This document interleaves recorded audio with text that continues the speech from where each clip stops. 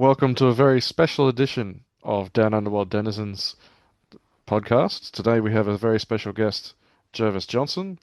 Uh, he's very generously agreed to join us, not just to talk about Blood Bowl, but also his upcoming work with Dreadball, with Mantic Games, which will be releasing to Kickstarter in the next week or so.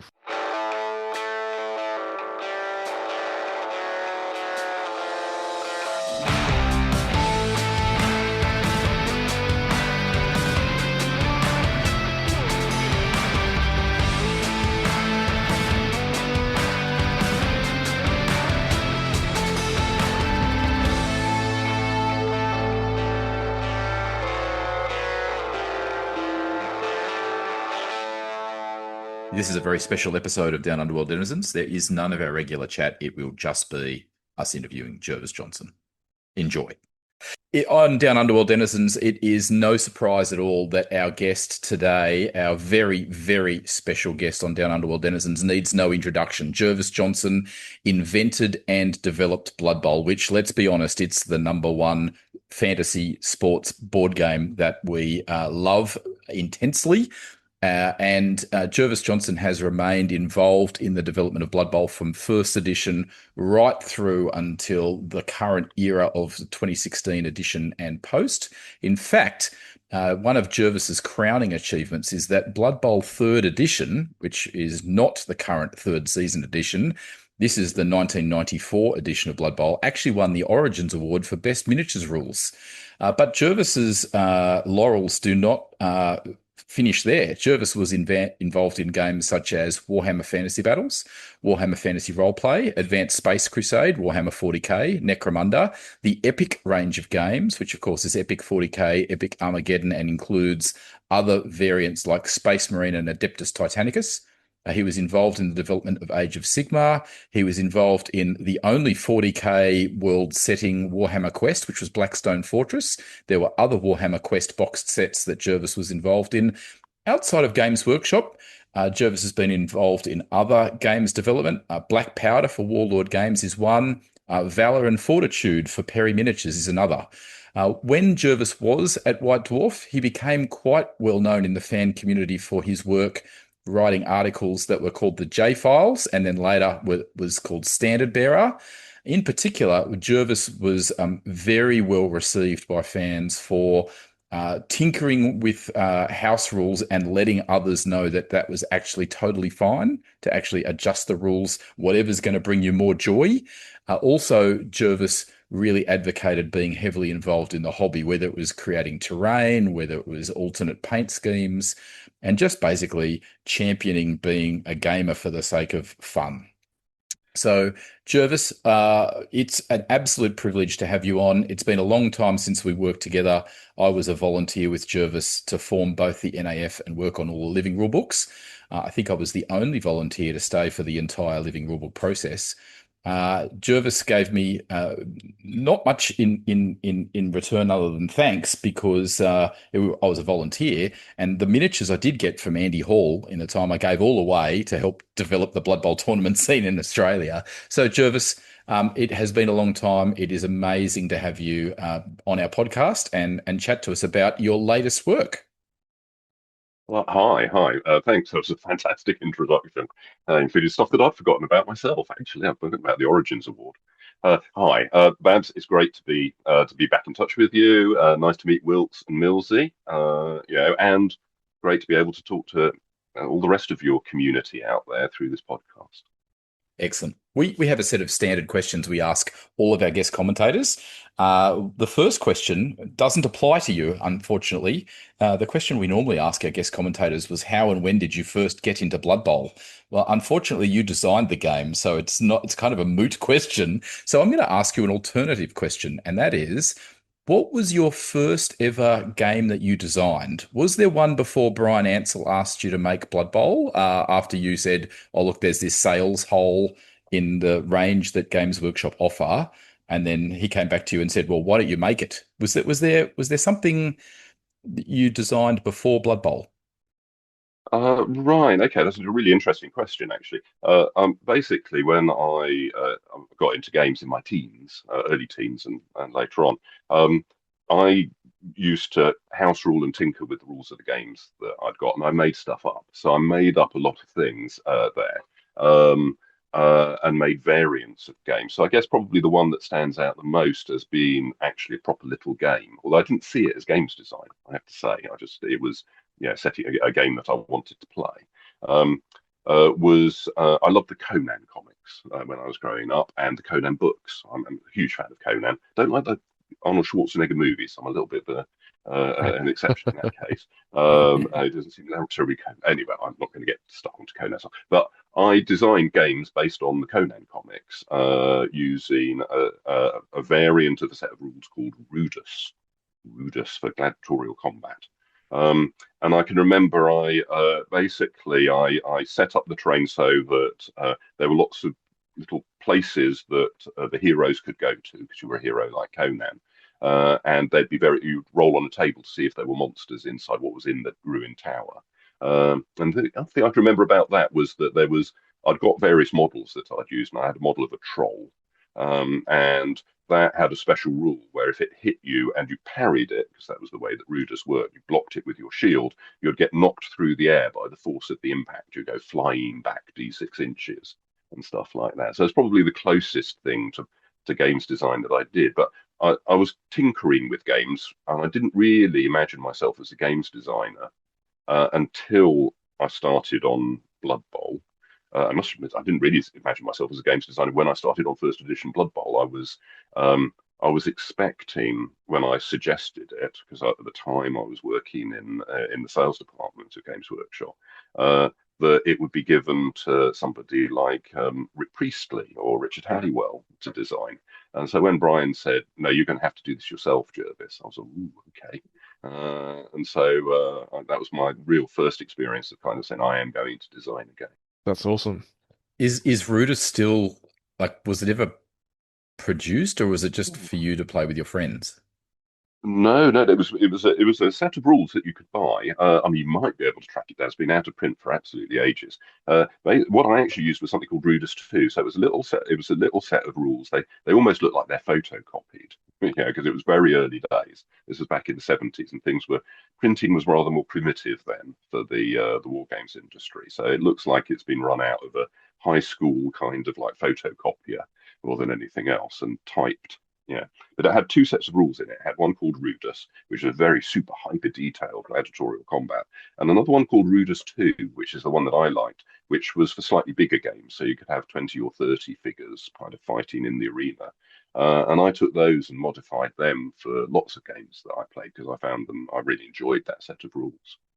Sorry, I've just managed to find a copy of a PDF for Rudis, the Wooden Sword, Rules for Well, Gladiatorial there you Combat, go. writy by Okay, Ian Beck, copyright 1976. there you go. There you go. So yeah, no, I'd say particularly Rudus 2. They've got a great little scenario in it where you've got kind of hoplites in the arena being attacked by chariots with lassos. I remember you could get lassoed and dragged out of the hoplite formation. It's a great little game, and very inspiring for me. So it's that was but yeah, I say before Blood Bowl, I tended to tinker with stuff and do house rules and modify things and make my own games up. But more often than not, I'd take somebody else's game and then kind of like modify that. And you can see that in Blood Bowl too. My starting point for Blood Bowl first edition was the Warhammer rules. It was like a little Warhammer skirmish on a playing field, with the ball pretty much being incidental in the first edition of the game. It was mostly brawling in the middle of the pitch. And I think when you look at third edition that came out in 1993, you can see how I developed as a games designer. I kind of like moved from kind of like doing pastiches of other people's rules and modifying them, getting to a stage where I said, well, I have an agenda, I know what I want to do. I'm going to design the game from the ground up to achieve what I want it to achieve. Absolutely, and I do imagine that with the third edition Blood Bowl in '94, with some of the changes to the core rules and certainly introducing the radical concept of having block dice instead of looking up a table, that it made it a lot more smooth and flowing in gameplay rather than having to constantly stop and look up tables for everything. I think that's definitely part of it. I wanted I liked wacky dice. Yeah, I didn't. introduced the idea for scatter dice and things like that. And 40k was me. Basically, I came in one day and I'd got a D6 and I'd tip-X'd out all of the dice rolls and put little arrows on it to show how it could work. And so block dice was, I knew it could simplify things. And so one of the things with third edition Blood Bowl in the 1993 version, which is basically the game that's still being played now, was that I took the most straightforward solution that I could find to resolve the issues that to resolve gameplay. That makes more sense, I think. So I murdered a lot of darlings as as I was going along. So I discarded rules unless they were really kind of like enhanced the gameplay. And getting rid of the tables was part of that. I think probably the biggest step forward was the idea of the turnover, because what that did was it focused attention in the game on the important things. Previously to that, in first and second edition, you tended to get this kind of like big fight breaking out all along the line, which I personally found rather boring. And so I wanted to come up with a way for third edition Blood Bowl for that to be less the case, that you were kind of like it would be more concentrated on the exciting stuff. I mean, you can do blocking up and down the line, obviously, in Blood Bowl, but it just doesn't seem to get in the way of the gameplay like it did with the first and second edition of the game. So I think that was the big step forward, was that more dynamic kind of quality to the game. Okay, moving on to our other regular questions. Is there a team that you have a particular soft spot for in particular? I have to say that there isn't actually, because I think one of the things as the games designer is that you have to try to avoid having an absolute favorite team. I think the closest I get to that is the Dark Elves, because when we were playtesting third edition Blood Bowl, I set up a league in the studio, and the Dark Elves were the team that was left out, so I took them to make sure that they got play tested too. So they were my team in that first play testing for third edition, and I've still got the team. Actually, it's still on my shelf here. So I've got a soft spot for that team, but I had to be careful that I didn't let it bias me. And I think that, to be honest, with the what I did was I went too far the other way. I think if you look back to like when third edition first came out, finesse teams like the Dark Elves were definitely at a disadvantage. That's partly because I ran a finesse team myself, and I didn't want to let my make it seem like I was just making sure that I won the league. I set the rules up to make it easy for me in the studio league. Andy Chambers ended up winning all the trophies instead, didn't he? With his He did, he Skaven and did. Chaos. The Skaven Bite Scramblers were bloody unstoppable. They were. No, he did very, very well. But Andy is a great gamer. He's hard to beat at the best of times. I very rarely did it, and never in print. I did occasionally win games against him, but more often than not, Andy would come out on top. He's got that kind of like that focus. Games designers, on the whole, don't tend to be terribly good at playing games, actually, particularly their own games. Because you're not designing the game so you can win it, if that makes sense. So when you're playing it, you tend to be thinking about things other than how do I win this game? It's like, does this game mechanic work? Could this be better if I did it slightly differently? Does it feel right? So that tends to be a bit distracting. So I'm not terribly good at playing Blood Bowl. I'm not dreadful, but I'm not very good. Well, moving on to my question. Normally, it is favorite. What's your favorite team? But I think you may have answered that. So I'm going to slightly change this question, and any of our listeners will know what's probably coming. Now, Jervis, do you have a favorite team that never officially made it into Blood Bowl?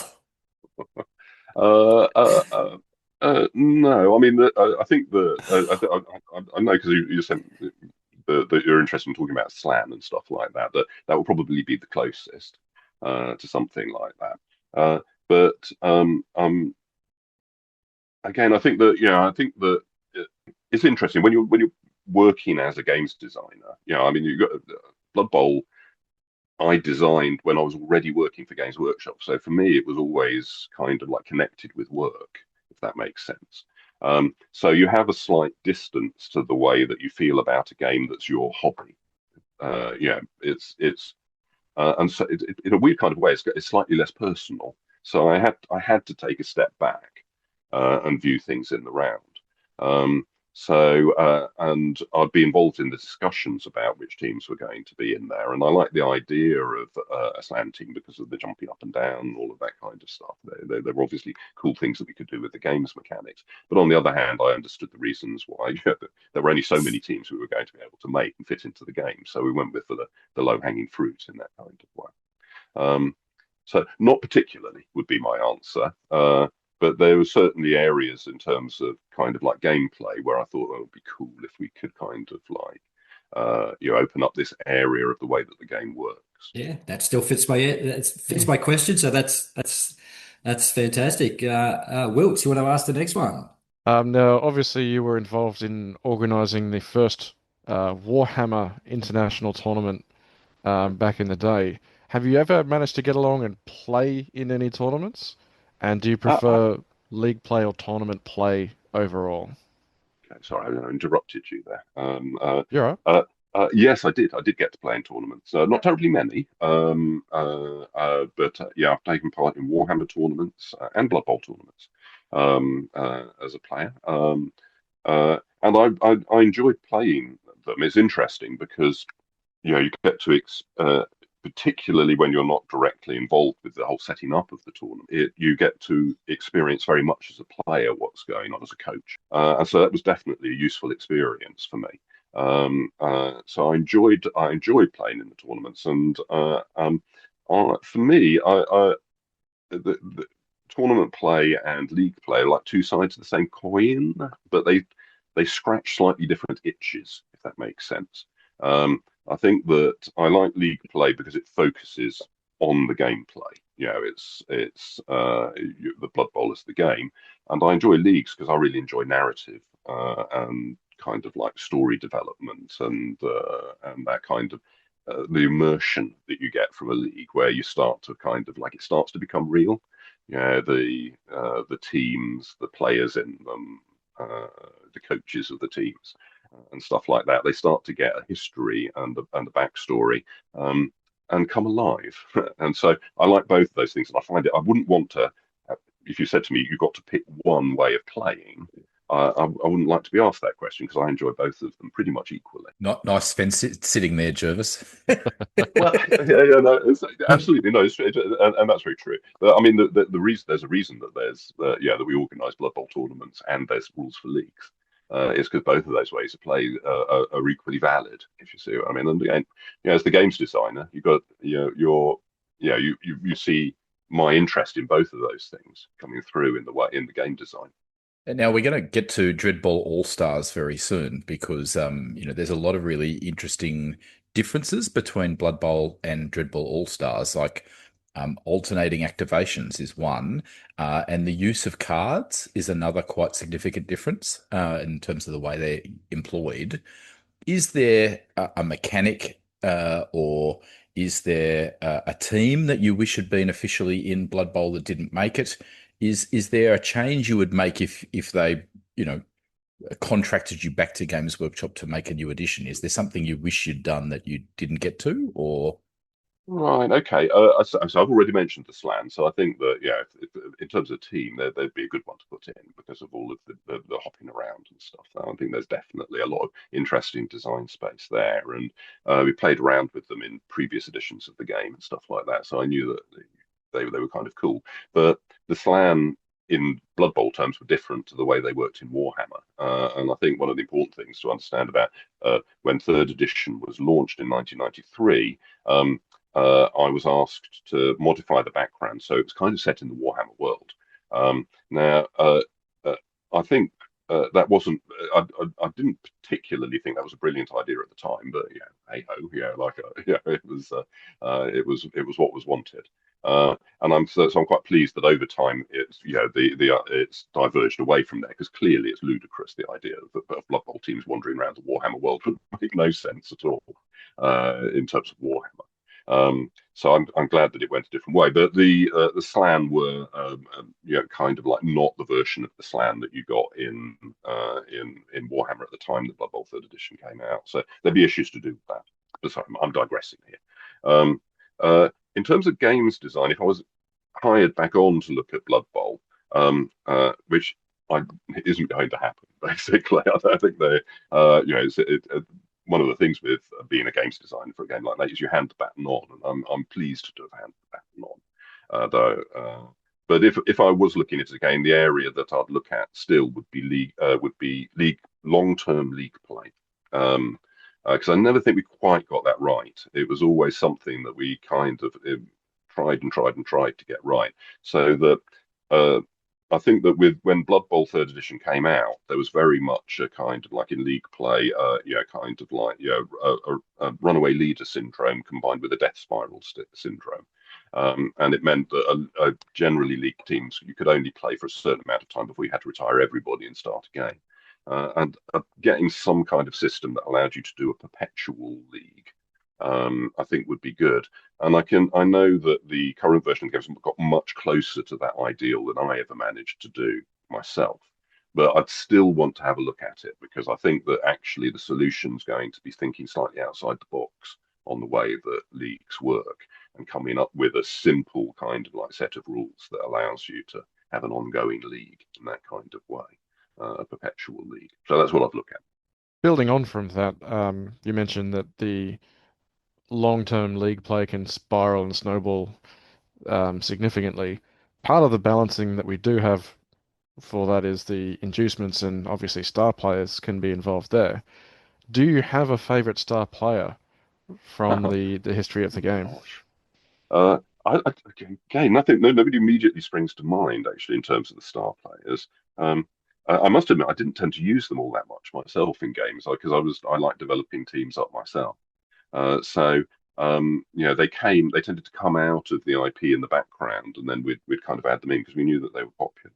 So no, I think I find it difficult to pick an absolute favorite one.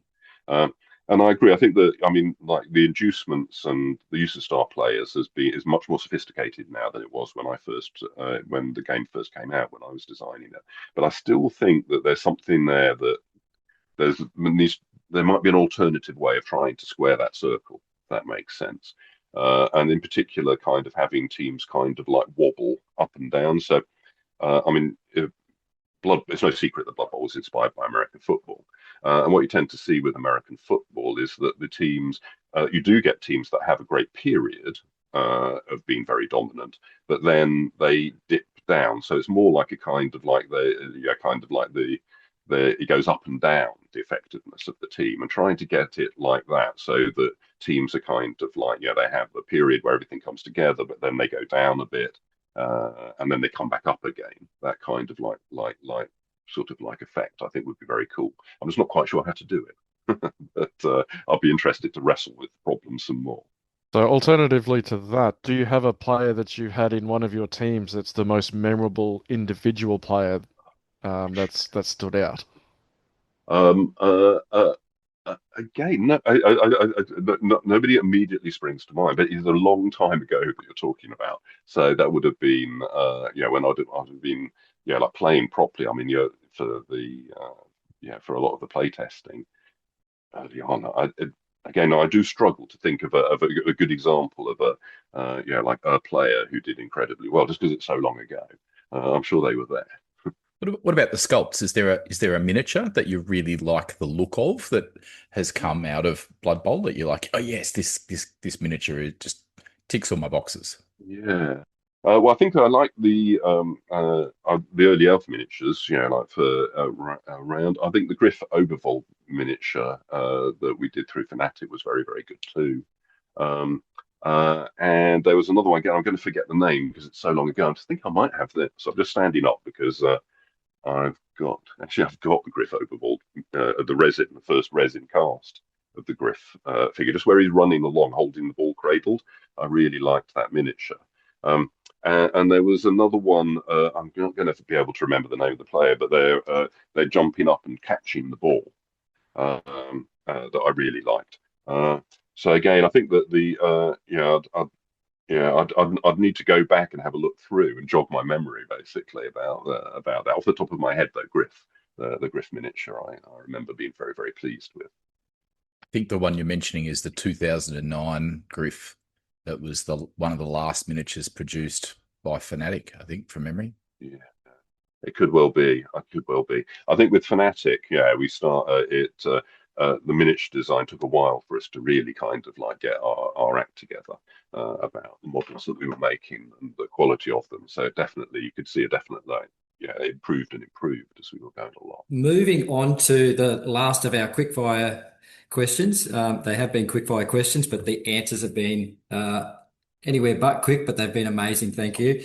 So hypothetically, the Down Underworld Denizens crew, we might travel over to Malta next year for the World Cup, and then might skip up to Nottingham in England and meet you for at a pub for a meal. What would be your go-to pub meal?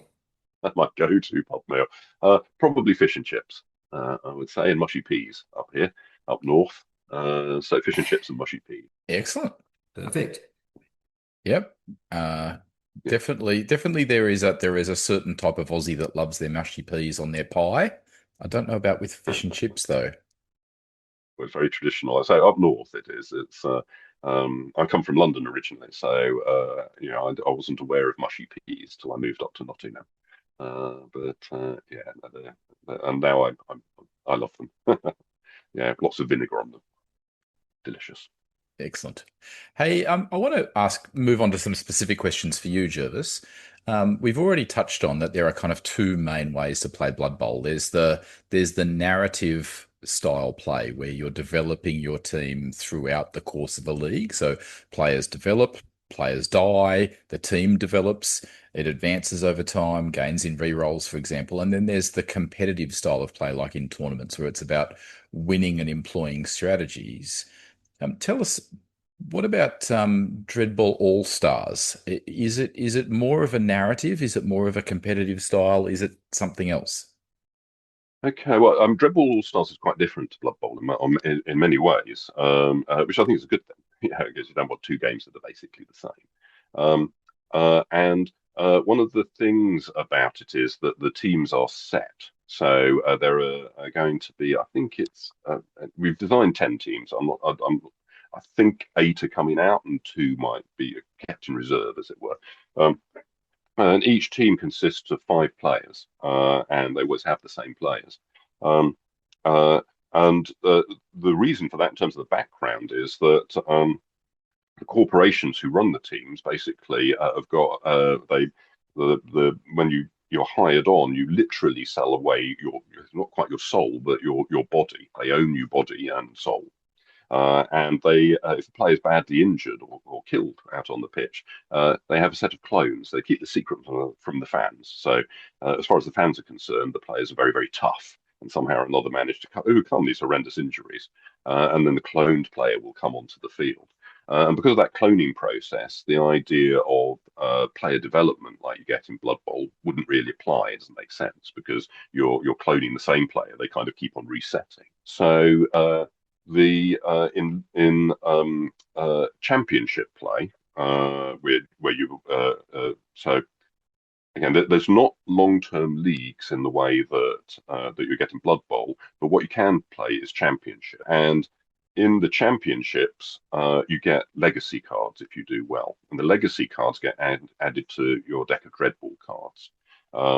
And so they kind of mean that your team will develop in a certain way. Depending on which of the legacy cards you get, you'll have the option for doing certain special things when you've drawn that card and you play it during the game. So it's a very light touch element of team development to avoid that kind of runaway leader syndrome or death spiral syndrome that I was talking about. So you don't really have to worry about death spiral too much because of the cloning. But team development goes on through the use of these legacy cards and winning trophies. But there's a cap on how many of those cards that you can add into your hand at any one time. So if you play a lot with a team, you might end up with quite a lot of legacy cards. But then what you'll do is you'll pick the 3 that you think are best for use against the team that you're playing your next game against and add those into your deck. So it's kept under control and keeps the teams on pretty much an even keel. So they've got a slightly different approach to the way it goes about it for a number of reasons, which I'm sure we'll get into later on. Does that answer your question? Yeah, I think so. I guess I'm trying to think about, like if people, want to run Dreadball All-Stars at something like a gaming convention, because the teams are kind of set, I guess you can basically just rock on in, pick up one of the teams, and away you go. Whereas if you're playing with a group of friends over a number of weeks, then you would play the championship kind of Yeah, absolutely. series. That's the idea. Yeah, yeah. The idea. So the championship sets, they're kind of expansions for the game, basically, and there are a number of them because as part of the Kickstarter process, we've designed a number of variant playing pitches and ways of playing the game. So you get a standard game, which is very similar to Dreadball as it was, and then you get a number of different variants of the game which are available. And there are championships for each of those. And the championship packs basically consist of a set of these legacy cards I was talking about, a special pitch that you use, a set of event cards, and a set of special rules. So you've got quite a few different championships that you can play through. And if you're playing regularly with a group of friends, the idea is that what you'll do is you say, well, okay, there are 8 of us, and why don't we play a championship? And it's a bit like the Euros for football. You play a group stage, and then the top 4 teams after, and where everybody plays everybody at least once. And then the top 4 teams go to the semi-finals, and the top 2 teams go to the finals. And getting through to the semi-finals gives you one of the legacy cards. Getting through to the final gives you another legacy card. And if you actually win, then you get the trophy. And the trophy is a little buff for your team as well. You can play it to re-roll the dice. The trophy, if you run that championship again, out of the various different ones you can run, you have to hand the trophy on unless you manage to repeat, basically. So it becomes something that's handed around to players. But you keep your legacy cards, you keep any cards that you get, and there'll be enough legacy cards included in the sets to run the championships at least 3 times. And because there are multiple ones of them, that's like years and years of play, basically. I think that part of the reason for designing it is that my experience with Blood Bowl is that Blood Bowl has this kind of thing where it's quite often a game that keeps that people won't necessarily play all the time. People do play it all the time, but they won't necessarily play it all the time. Particularly within games groups, it'll tend to be, why don't we run a league for a bit? We'll play for a Blood Bowl for 2 or 3 months, and then we'll stop and do some other things, and then maybe next year we'll come back and we'll do a league again, and we'll start again. That's a very common way of playing Blood Bowl, I think, and so Dreadball leans into that a bit, and the championships definitely enable that kind of thing. So why don't we do a Dreadball championship? We'll play Dreadball for a few weeks, then we'll go on to play other games and do other different things. And then next year we'll play a different championship, or in 3 months' time we'll play a different championship. I like Excellent. Now, obviously, there was a lot of people in the studio, in the games development team over time. What's it been like reuniting with several of the old faces like Alessio Cavatore and Jake Thornton and all the other guys with Mantic? Yeah, okay. Well, it's been great. It's been great. I should say that Jake's not is one of the people I haven't managed to hook back up with. He's not at Mantic anymore. Oh, Um, right. Sorry. but Alessio is, so it's been fantastic. I mean, I've managed to, one of the nice things about being, I say retired, to be honest, over the last year, it is anything but being retired. But what it has meant is that I've got to catch back up with all of my old mates and do games design with them. So Andy, Thomas Pyrenean, Rick Priestley, just it goes kind of like on and on really. It's the Perry twins and Alessio. No, it's been great. I missed them when they weren't at workshop. And we have a shared history. We and a common language, if that makes sense, where we know each other well enough to know where our fellow games designers are coming from, so it's been an absolute pleasure to work with all of them again. And did you and Alessio have different design perspectives or design prerogatives on the project together, or did you work more collaboratively than separately? We work collaboratively. I mean, basically, I was the lead designer, was the idea. So part of the reason for me getting on board was because that basically Mantic wanted to do a new edition of Dreadball, and they'd got an idea about what they wanted the game to be like. But Alessio had got a lot of other projects. All of their games designers were tied up with other things, and Alessio basically said to Ronnie Renton, who owns Mantic, runs Mantic, Jervis is retired. And we've been, like because I've got back in touch with Alessio. We've been out for coffee and played games and stuff like that.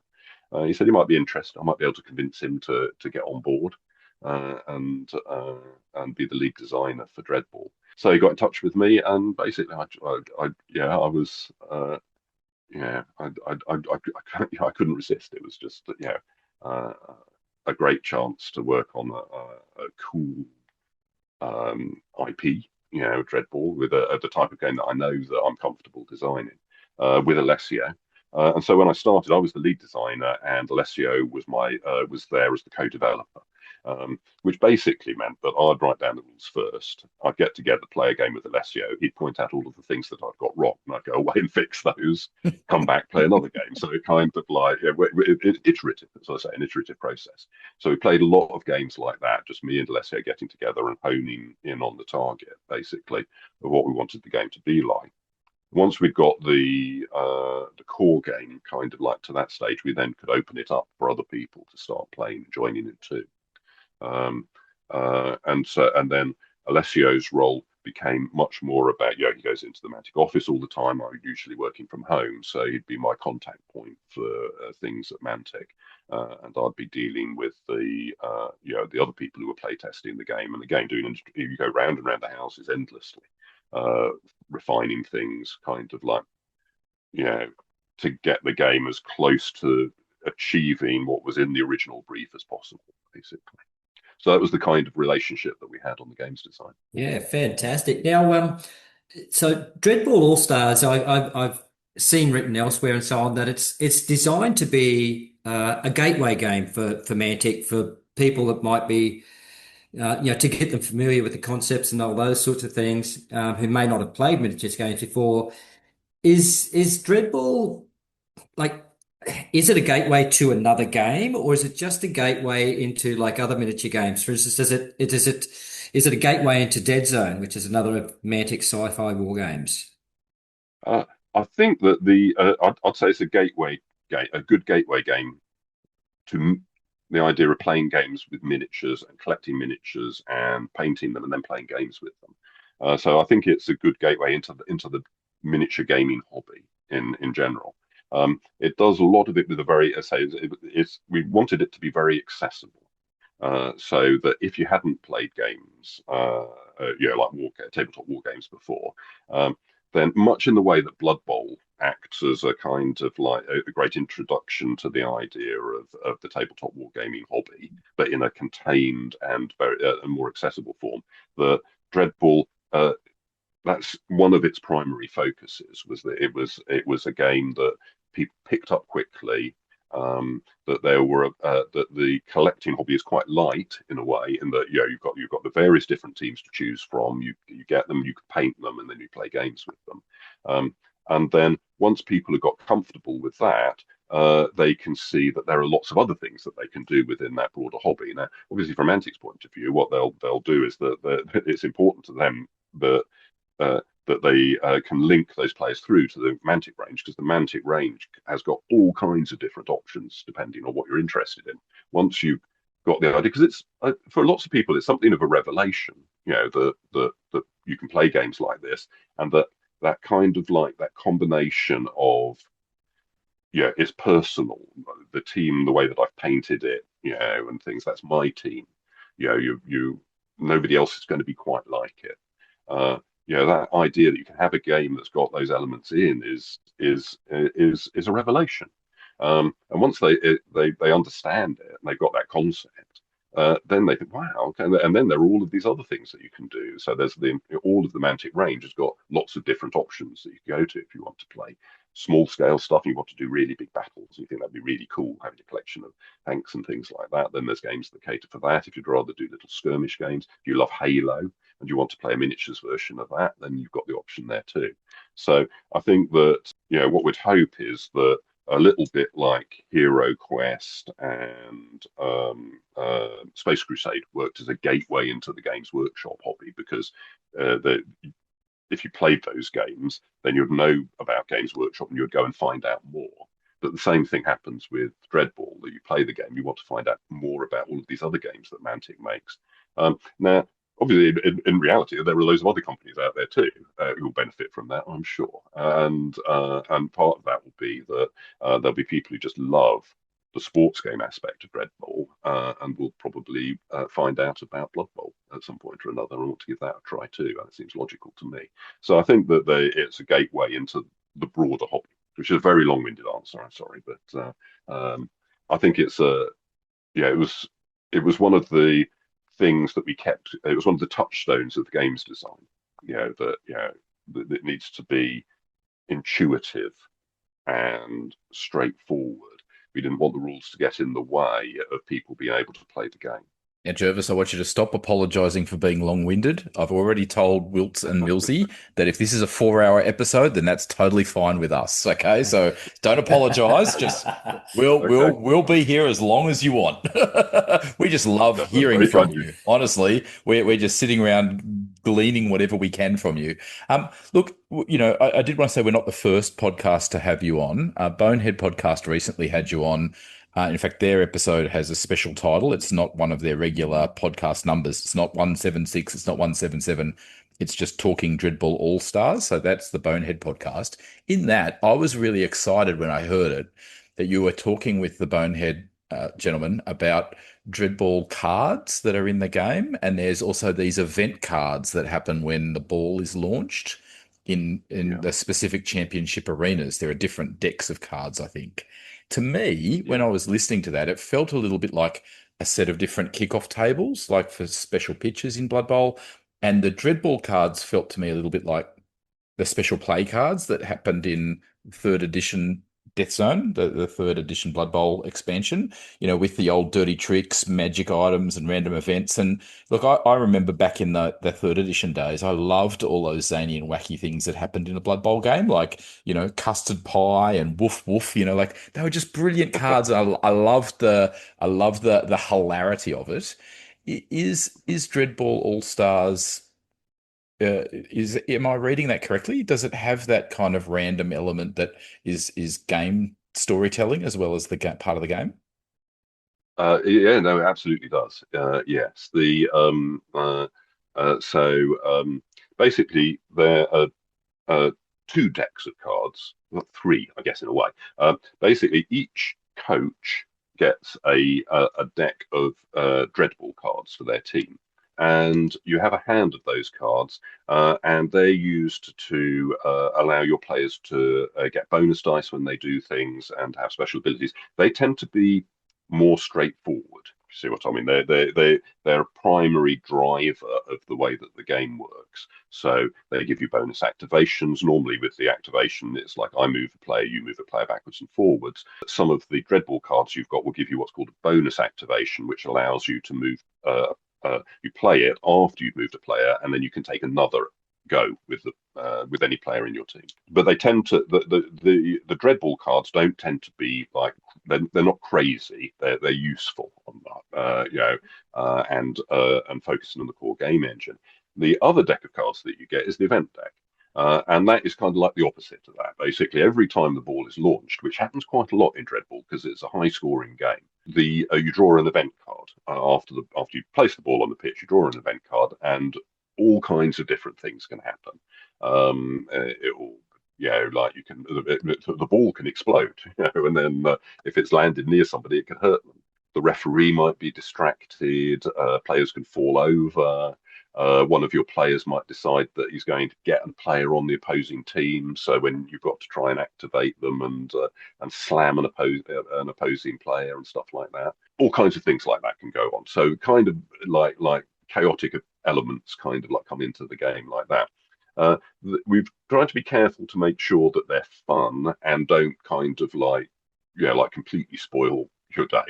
So you lose the match because of one of these random events that come out. So they don't tend to be kind of like game winning in that kind of way, but they are entertaining. The different championship packs that we've got with these new types of arenas, they get their own set of events that are kind of tied into the nature of the game.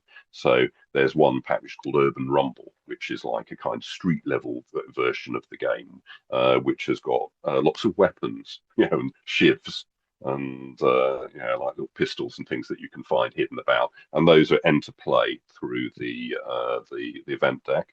Um, there's another one where called Anarchy Arena, where during the game, special kind of like rules can apply to how the game is being played. So there's a variant of that where the bomb it doesn't explode immediately, but there's a time it starts ticking, and could suddenly explode. And those get activated again by the event deck. So the event decks are quite different in each one and help make sure that when you're playing games on the different pitches, it's not just the pitch that makes things different, it's the events that can happen during the game that does that. So they do a lot of the heavy lifting there on giving the different pitches a feel and a character that's different to the core game one. Yeah, perfect. I was going to ask you whether, like Blood Bowl is a parody, definitely full of silly stuff. Was Dreadball like that? And I think you've just answered that. The other thing that Blood Bowl has is this lore, and like you mentioned before, it was originally in the Warhammer universe, and then it wasn't, and so on.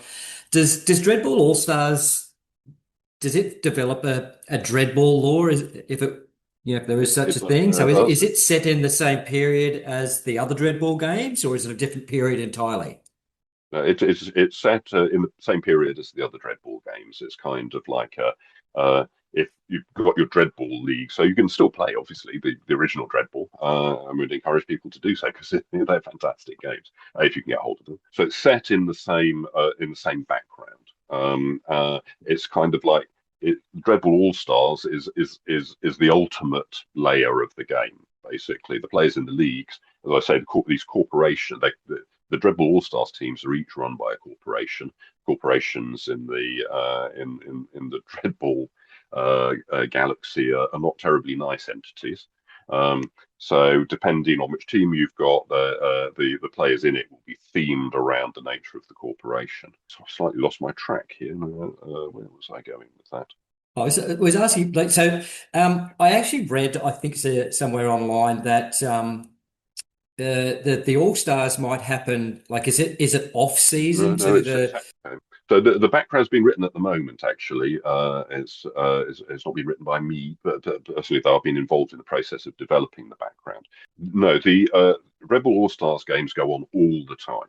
I think the easiest parallel, really, actually, is like if you imagine the WWE,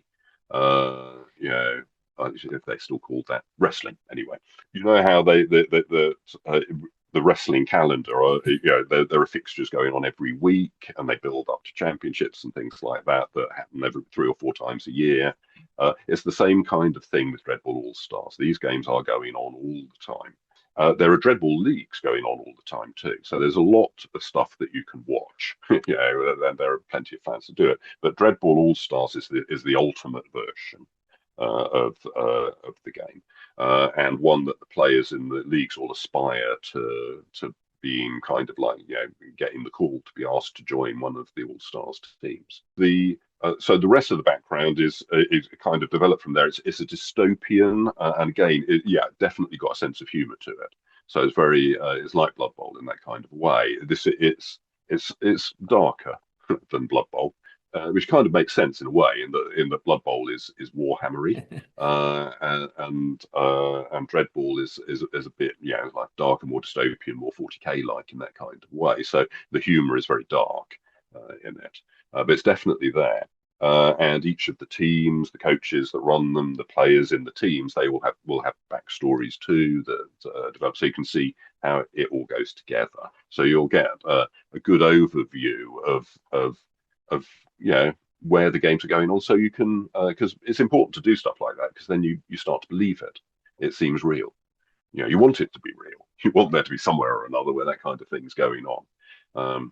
And so the game will include plenty of background like that to do that. Okay, so this is moving on from the lore a bit. We might circle around and chat a little bit more about the Dreadball lore a little bit later. But I run a miniature gaming club at my local high school where I teach, and one of the things is that miniature gaming club is sponsored by Games Workshop, and they actually gave us a copy of Warhammer Underworld's Ember Guard. Okay. And I noticed that what you described, there seems to be some quite strong similarities to Warhammer Underworlds in terms of it's a hex board and it's got alternating actions and there's cards that you play during your turn. Is there any, is that just um, kind of just coincidence? Is it because they're a similar generation of games development where these things are the current generation of game, board, miniature board games, or is there some kind of synergy going on between those kind of mechanics? That's an interesting question. I think that no, it's coincidence. Certainly, I mean, obviously, I know Underworlds and have played it, but it didn't. It was the design process that those similarities weren't the primary thing that we were looking for, if you see what I mean. There were other, the originally what I want, the starting point for the game was that we changed as little as possible from Dreadball One. Now, in order to make it accessible, where we ended up was quite a long way away from that. But we weren't looking at other games. The game that we were looking at first of all was Dreadball, the last version of Dreadball. Um, with alternating activations. That's kind of where we started from.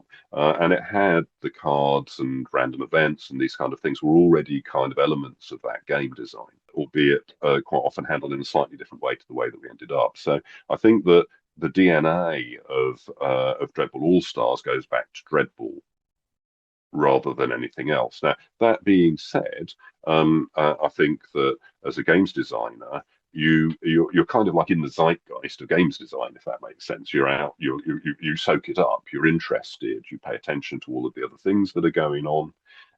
And those things kind of like will be in the back of your mind as a kind of, well, I know this sort of thing works well.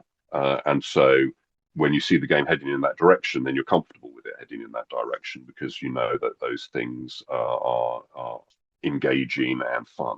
But I can't say that until you mentioned it now, really, that I'd thought of Underworld at all when I was thinking about rules for Dreadball. But it's an interesting point how similar they are because they're a definite kind of like crossovers. Because Underworld, in many ways, is a semi-gateway game into the hobby. Is I think a little bit complex. But it definitely acts a bit like Blood Bowl. You know, things are played on a board. You collect your war bands and stuff like that. So there are definite similarities there. I was just going to ask an off-the-cuff question that wasn't actually on our agenda as such. A lot of old school games had hex grids and hex bases, Mm. and then in the 80s and 90s, it's obviously moved more towards square or round bases. Dreadball's got a hexagonal grid, but is there any particular reason why they're still on round bases as opposed to hex bases? Does it even come into the game design at all? It's, Was it, there any particular process behind that? that's an interesting question. I say hexes go back to Dreadball. So it's the original, all of the games that Dreadball have used hexes. It's one of their USPs in many ways compared to Blood Bowl. Because sometimes hexes are seen as being better than squares because of the way that if you move diagonally along squares, you move further, basically. Yes. The Which doesn't apply with hexes. The hexagonal basis wasn't ever anything that we discussed. I think that round bases, they're uh, you've already got them. You've got the molds, and they're very easily available. So if you were going to transfer, say we're going to use hexagonal bases rather than round bases, you'd have to have a new tool cut. So there'd need to be a really good reason for doing that, and there isn't. The round bases work perfectly fine within a hexagonal shape. I think that Dreadball, the original game, had facing, so the direction that you were facing was important to the way that the game played, and that was one of those elements that we took out to make the game more accessible. Now, with facing, a hexagonal base might be useful because you could kind of like have something on it which is the hex side that you are facing, if you see what I mean, could be indicated by the hexagonal base. So that could be useful. But there wasn't any need for us to do that with Dreadball All Stars because you've got a 360-degree line of sight movement and tackle zone. all around. Yeah, Fair enough. I think the miniatures in season 1 and season 2 had hexagonal bases, and I think they it's might the have All done. I think they might Stars. have done. Yeah, that they came on the miniature. It was round, but then you glued them onto a hexagonal Yeah, base. they had transparent bases. That's the thing that I remember because the first playtesting we were using the old miniatures, and and it was they kept popping out of the little hexagonal bases. That's one of the things that I remember about them. Um, so it's true. I mean, you could use those again, but I think the models probably you'd need to have new hexagonal bases cut. And as I say, there wasn't any reason to do it for this edition of the game, so we stuck with traditional round bases for the models. In your excellent interview with the Bonehead podcast, you mentioned that games development, and in fact you mentioned it already in ours as well, that games development's iterative, and in the development of Blood Bowl Third Edition, you famously had a really strong Blood Bowl league where you said there was 30 to 50 people, basically everybody in the studio at the time would all join in the league. And I knew that, for example, Gary Morley's team had a couple of shout outs in the special play cards with cards like Morley's Revenge. You've already mentioned that Andy Chambers was championing the Skaven Blight Scramblers Skaven team.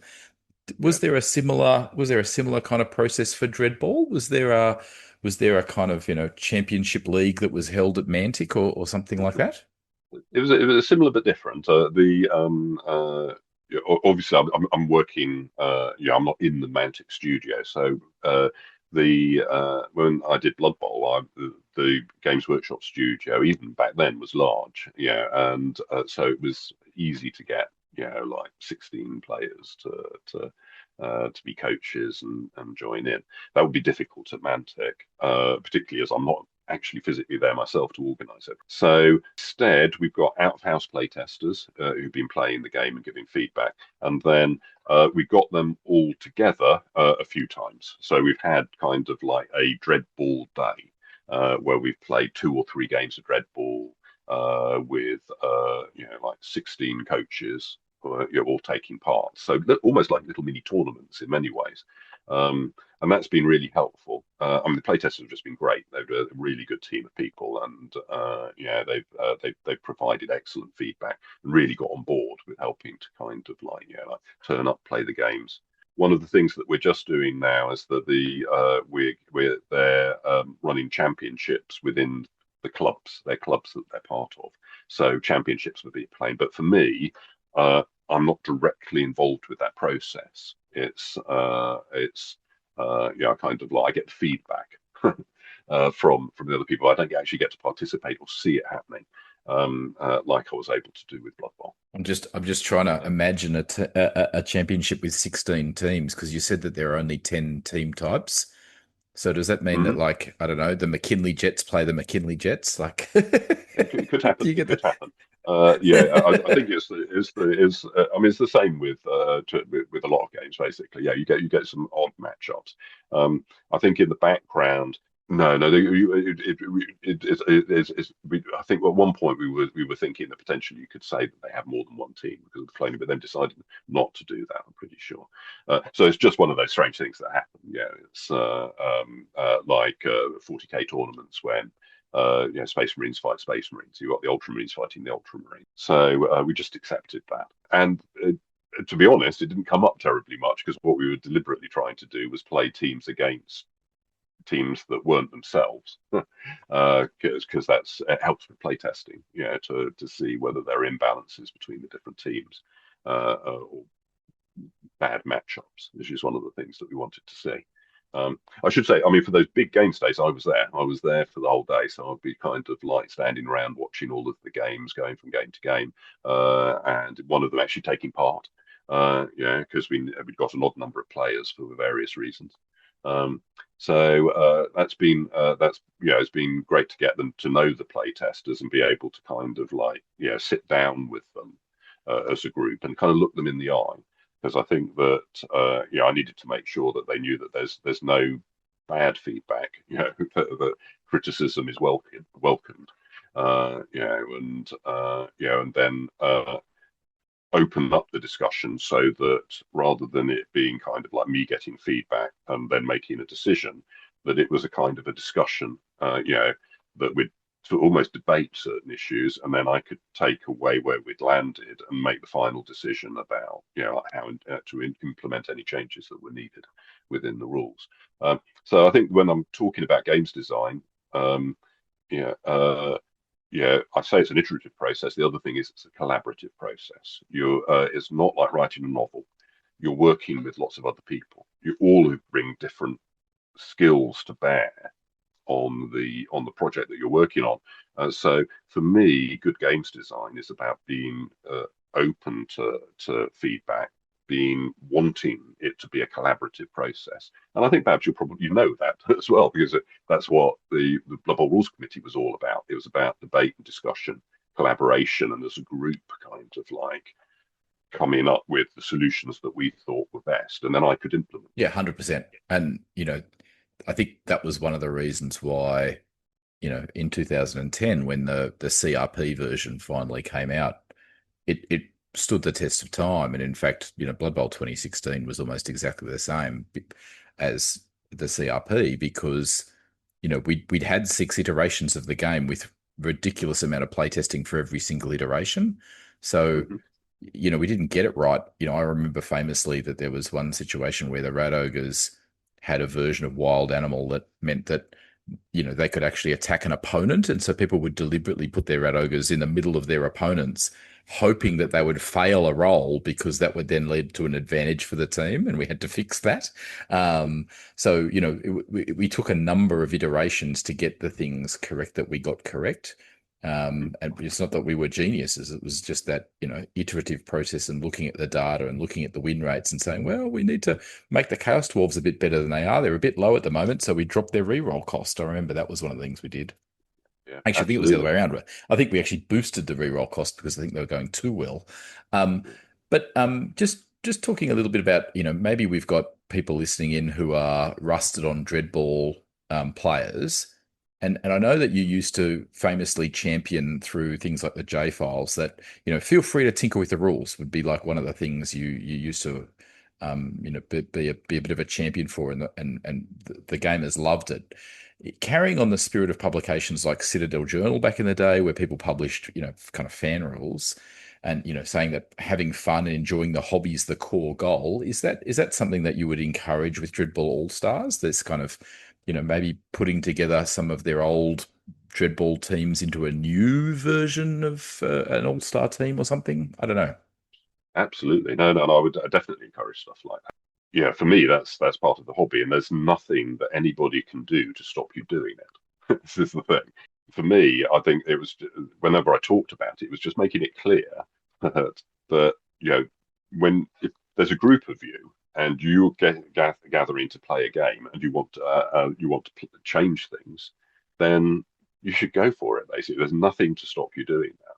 I think as a games designer, because you're doing this all the time, it kind of like it seems that kind of seems obvious, but it's not necessarily obvious to people who are out there. So, that's part of the reasons that I started writing J-Files articles and doing those things. It's basically to give people permission to be creative with this kind of stuff. It's fun. It's why I do this as a job. And so I think that other people should do that too. So there's all kinds of like cool stuff that you could do.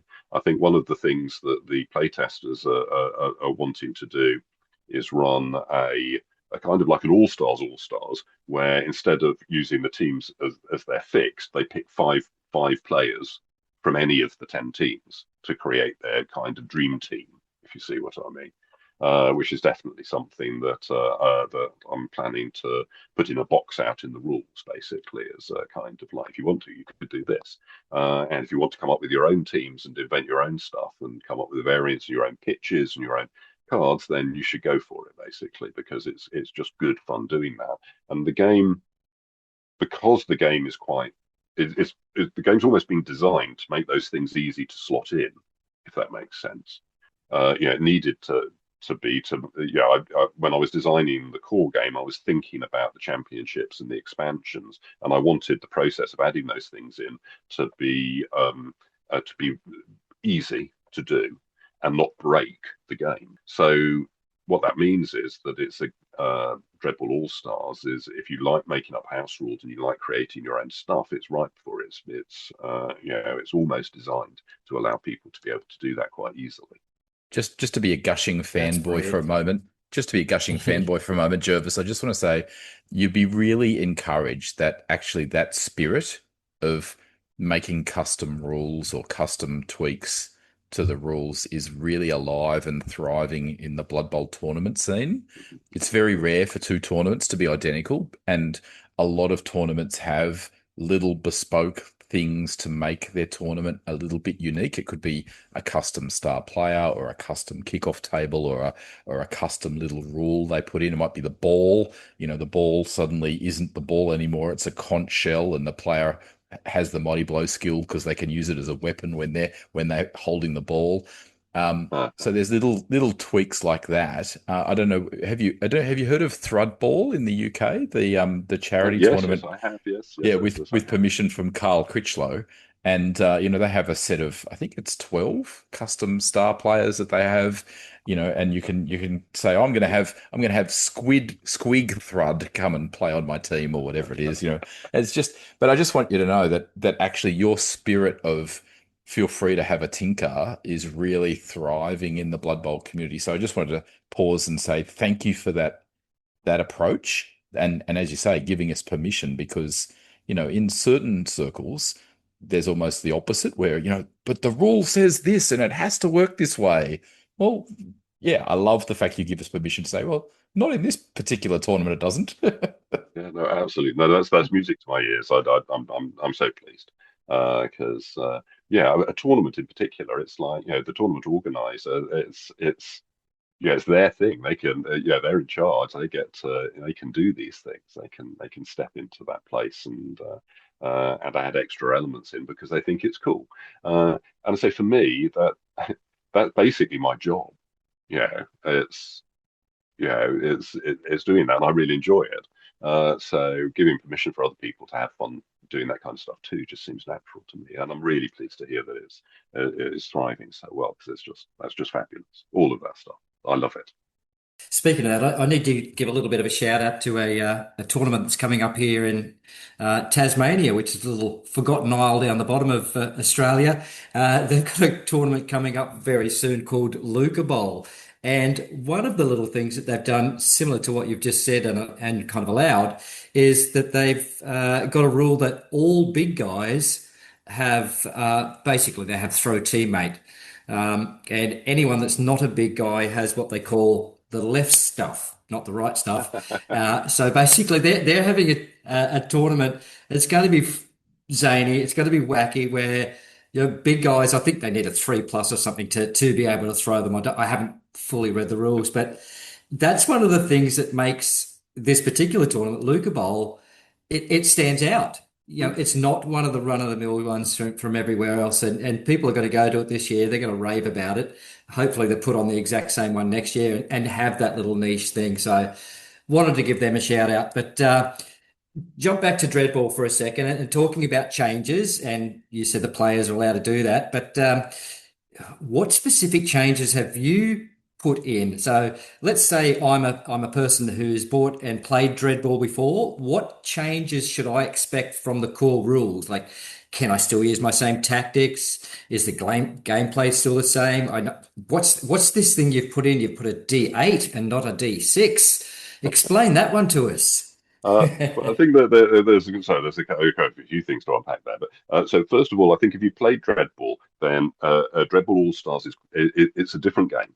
It's got its DNA and its roots go back to Dreadball. That was where I started from, particularly having alternating activations, which was effectively one of the kind of design concepts that was in place when I joined the team. That was kind of like it was, the Mantic definitely wanted it to be alternating activations. And so it was one of the first things that I started to kind of wrestle with. That alone makes the gameplay differently. And I think that's why I've started using the analogy that it's a bit like basketball compared to Blood Bowl's American football, in that it's dynamic and fast moving. Quite often, it's individual players doing things.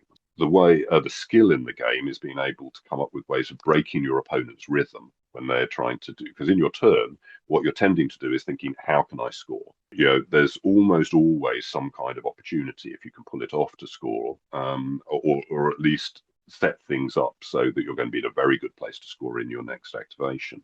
The if you can is breaking that down so your opponent like either loses the ball or things go wrong. And that feels like basketball to me, whether it's very high scoring end to end stuff, it kind of zips up and down the field. One team will start to get a slightly better rhythm and disrupt the opposing team's rhythm. That's the way that Dreadball works. So that's quite different, I think, to the way that Dreadball used to be, which was more Blood Bowl like, in that the teams activated. So you were thinking about your group of players and how you were going to move them like that. It plays quite differently. So expect the game to be quite different. It's not as zoomed in, I'd say, rather than anything else.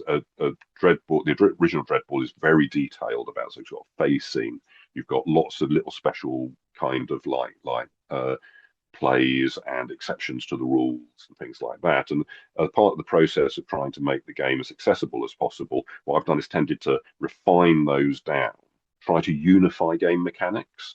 There are that you don't get as many, so there aren't quite as many game mechanics.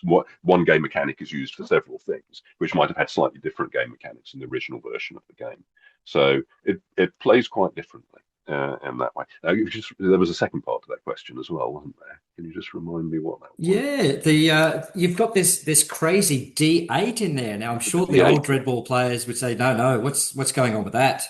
Okay, so well, the D8 it's another thing that Mantic wanted to have in the game rather than D6s, because it's kind of like a kind of like one of their things that almost all of their games use D8 rather than D6s.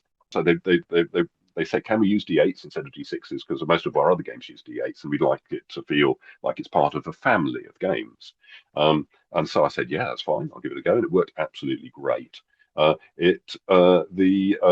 other thing that you get is that it's a good gateway to certain other of Mantic's games, because that core game mechanic of the way that the dice work is that generally, if you're going to do something like throw the ball to another player, your player will have a skill at that, which is a number, and that's the number of dice you roll, and you can do things to kind of like make things different, to add dice or sometimes lose them.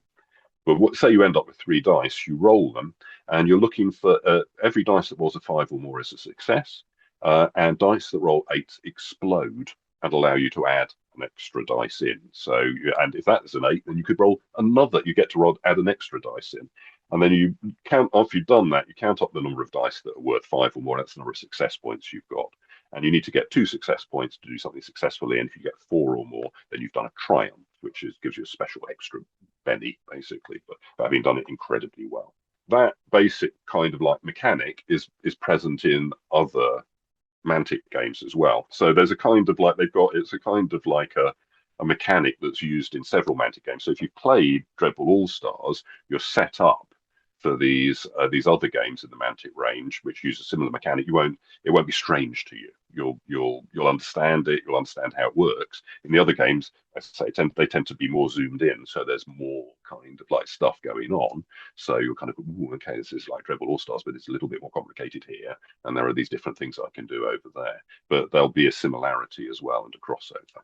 So that was the reason that we wanted the D8s to be in the game. Just also with the changes in the design and the way the game feels and plays on the table, how long does a game generally take? It usually once the first game you take probably about an hour and a half, assuming you have 2 periods of play, so 2 halves, as it were. If you want to, you can change that. You can play for 1 period, you can play for 3 or 4 if you wanted to, but generally we were playing 2 periods of play, and that was taking an hour and a half. But the play testers, once they'd got the rules in their heads, they were easily kind of like getting through games in an hour and a quarter. So it's quite quick playing compared to Blood Bowl. That takes about half the time to get through a match. Excellent. So you can get more games in one day.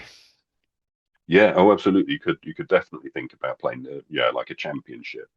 In a day maybe. But that you can have 1 day tournaments. points, which will work fine. I think just really well.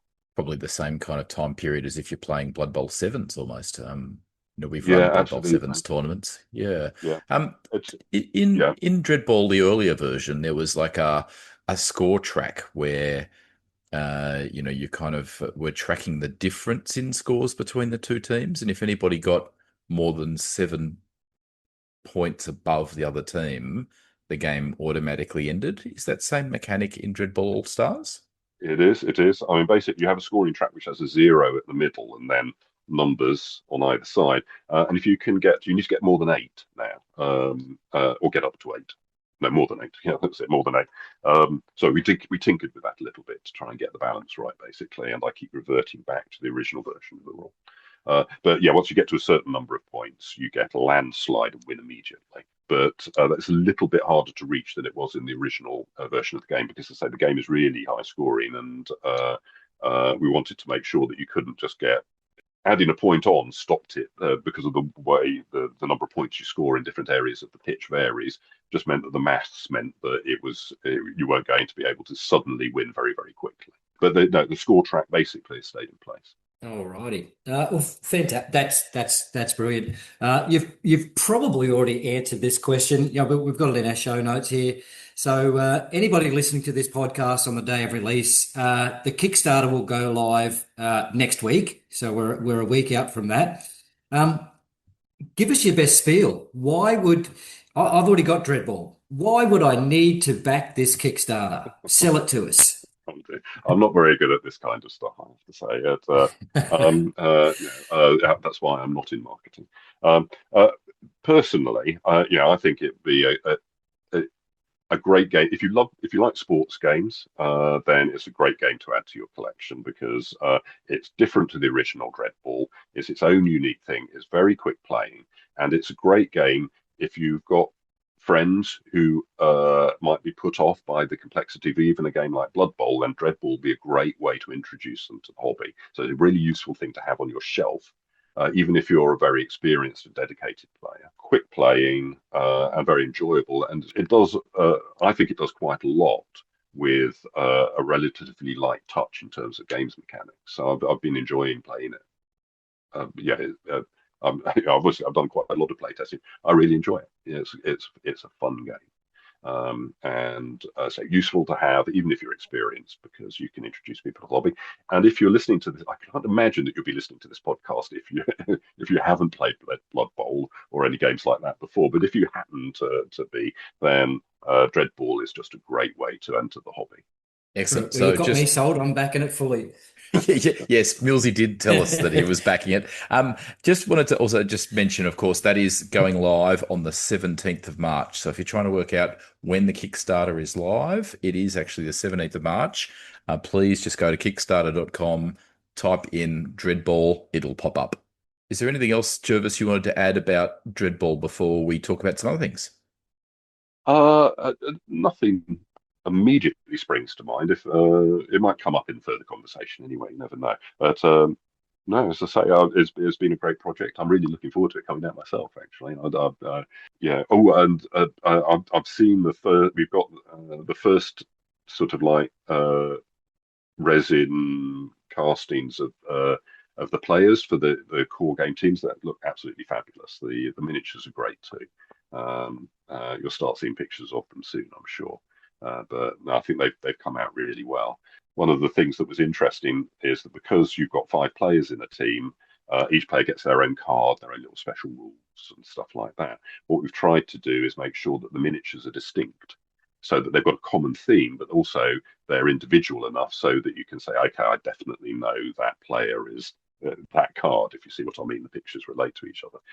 And that's been quite, it was a fun part of the design process, but I'm really looking forward to seeing the miniatures and how they actually come out. Because I've been having to do most of my play testing with 5 like players with just numbers 1 to 5 on them, and they've stood in for absolutely everybody. So actually having the right miniatures will make life a lot more straightforward. And I've got to ask this question. You know, we know you're a New York Jets fan, and don't worry, I commiserate. I'm an Arizona Cardinals fan myself, so you know we can commiserate together on our team's woeful performance over the last 50 years. But I wanted Absolutely. to I wanted to say that, given you were a Jets fan, is the Dreadball All-Stars team of choice for you the McKinley Jets? McKinley Jets. I played them a lot in playtesting. I have to say, and they suit my style because I like finesse teams. Yeah, and they're speedy and more of a finesse team than they're definitely not going to win the game by clobbering the players on the other side, slamming them into the pitch. So yeah, I think that probably that tracks. So it wasn't me that gave them their name. I think who it was. I think it might be Matt Gilbert actually. But I was very pleased. I was going, yeah, go Jets. So you're gonna paint up a set with green and white. I'm going to have to, aren't I? Thinking about it. No, it's a great idea. Yes, I will. Yeah, yes, yes, they will be my team. Tell us a little bit just before we move on. If you're a Blood Bowl coach and you're planning to back this, can you kind of draw some parallels between different Blood Bowl teams and different Dreadball All-Star teams? So you mentioned Uh, another team was called the Juggernauts, and they were yeah, kind of a brutish kind of or heavy hitting kind of team. yeah, yeah. So you've got the Juggernauts. And just what I'm going to do is I just because last time I got asked this question, my mind immediately went blank. I'm prepared this time with the stuff. So yeah, the Juggernauts are a hard hitting team. Um, but I mean, each team's got a theme. So you've got there's let's see which team is it? I think it's the Slammers, isn't it? So there's a team called the Key Guard Slammers.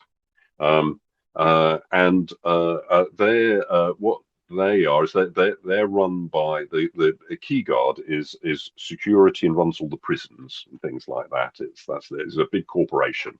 So you know how the American prison system is now very corporately run. They're the dreadball a version of that. So you've got these players who are effectively inmates who are being this is how they get out of jail is by playing dreadball. And but they're famous for dirty tricks. Stuff. I mean, they're a bit goblin-like, I guess, in that kind of way. So they've got a strong theme in that way. So if you like, use one of the rules in Dreadball is that there's one red D8, and that's called the foul dice. And basically, when you play a match, one team will be the favourites and one team will be the underdogs. Um, it's randomly chosen. Even if you're playing in championships, then the scores will dictate who's the favourites and the underdogs. The underdogs start with the foul dice, and basically, whenever they're taking a roll in the dice, they can add the foul dice in, giving them an extra dice, which can be really, really helpful. The problem is that if you roll a one on the red dice, the referee has spotted what you're doing and calls a foul. And that means that after whatever the action was is resolved, the player who committed the foul is sent off, and the other team scores a point, basically. So it's a bit risky rolling the foul dice because sometimes it can make a big difference. Um, the Key Guard Slammers have lots of little special rules that play around that. So they start with the foul dice, even if they're the favourites. And the other thing is, when you use the foul dice, you've got to hand it to your opponent. So it's a bit like the doubling cube in backgammon. You hand it over to the opposing team. And then they get the chance to use it. And if they use it, they hand it back to you. But the Key Guard Slammers, they always start with foul dice, and they only have to hand it to their opponent if it was an odd number that they rolled on it. So they'll keep it half the time. So you get stuff like that going on. So that's one example. Um, let's see. The Painkillers, they're interesting. They are run by a company that does lots of stuff with pharmaceuticals, basically. So they've got lots of stuff that riff on the idea of kind of like having enhancements, drug-induced enhancements, a bit like a kind of like a Bane kind of like thing going on there. So their team gets a special rule called Boost, which allows you to basically pick a player and add one to all of their values. So but at the end of the period of play, they pass out and start off in the injury box, basically, because they burn out. So you burn them out over the course of the period of play. I could keep on going on, but I think it would just be all of the teams have things like that. Some of them track to being similar to like a Blood Bowl team. So the Juggernauts are a lot like any of the hard-hitting, orky kind of like Blood Bowl teams, and other ones which, because of the nature of the background, they're quite different to a Blood Bowl team, and there wouldn't be something where you could say that like the Painkillers isn't really like any Blood Bowl team that I can think of off the top of my head. Nice. Nice. I wanted to just while we have you, is it okay if we ask a few questions about your time at Games Workshop and developing Blood Bowl? Is that okay if we digress a little? Yeah, Yeah, that's just fine. That's fine. the first question I wanted to ask you is I wanted to try and bring some content that perhaps haven't been covered in interviews with you since your retirement. My first question is, yeah, I remember being on the Living Rulebook Committee with you, and there was a period of time, and it was actually 2004, when we as a Living Rulebook Committee had to reduce the number of teams in Blood Bowl to only have 12 teams because that was what Games Workshop could really justify supporting in terms of being constantly available products. Do you remember those discussions? I can't say that I do. It's a long time ago. I know that that for Games Workshop, there's always this dilemma about keeping old models available and supporting them so people can use them, and the fact that as the range grows, you get some things which, because of the sheer number of things that are available, uh, start losing you money. Basically, it's difficult to justify keeping the support going on.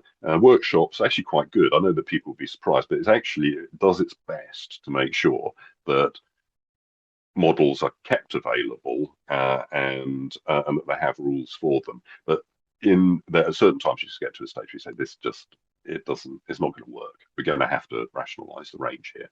And that happened with the Blood Bowl teams at that time. I can't remember the ins and outs of the discussions about it, I must say. Yeah. Fortunately, the decision was reversed, and I don't know whether you lobbied or I'm not quite sure, but delightful to say that we didn't have to drop the number of teams available in Blood Bowl to only 12. But it raises a really interesting question. Well, before I get to the question, I just wanted to say, first of all, thank you. I think one of the reasons why we hold you in such high regard, and when I say we, I literally mean the entire gaming community, is partly because of the work you did at Fnatic. You kind of kept a number of games alive that were initially intended to just be almost a splash release. So Blood Bowl and Necromunda and Epic and a whole bunch of other games.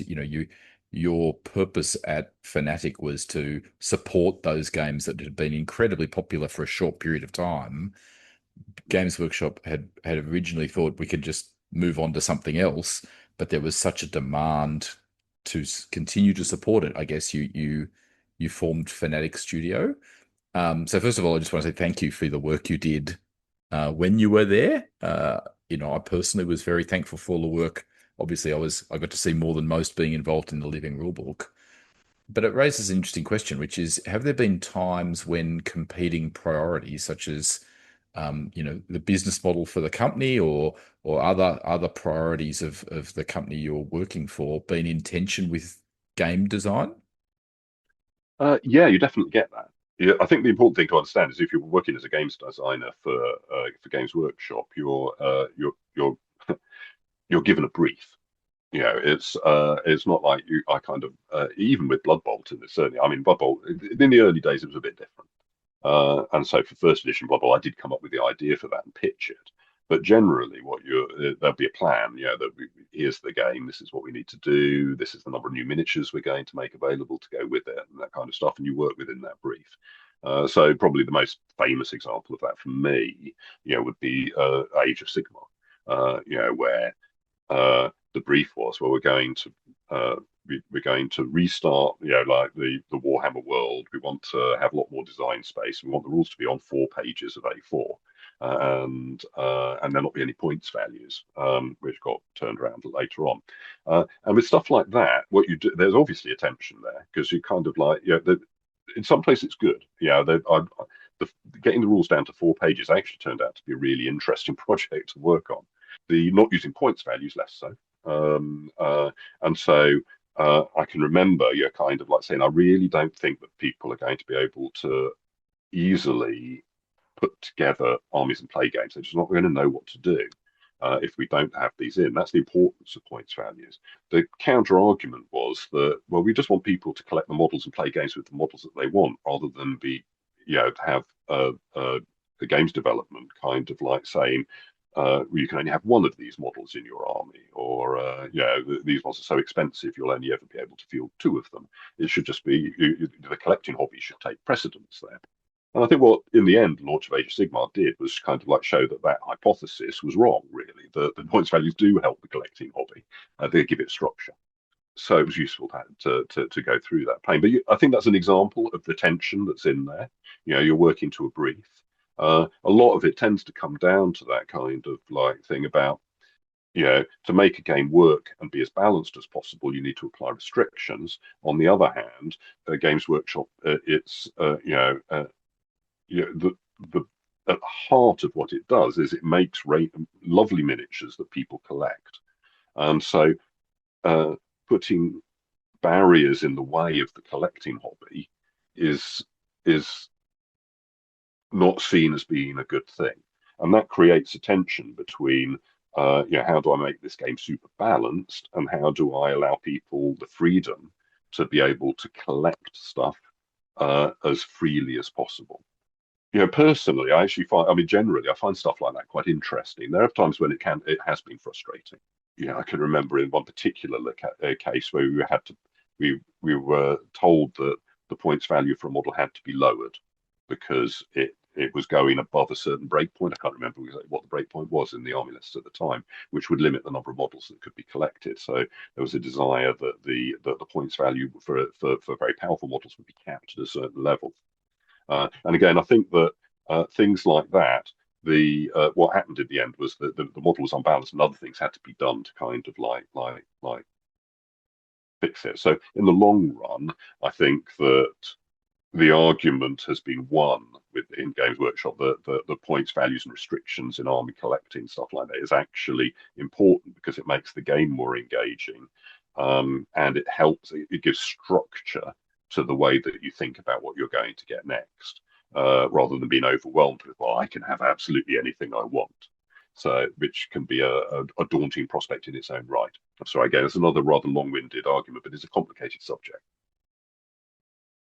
We're here for it, Jervis. Just go. And look, I think that's really important to understand. I guess you came out of sales originally into the game designer space, so you probably had an appreciation for the business side of the business when you're designing the games.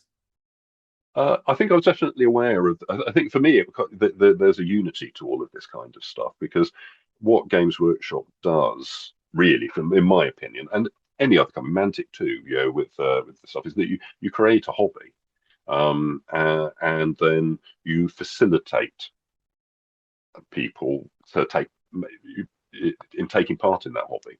So you're designing the games to fit into that structure.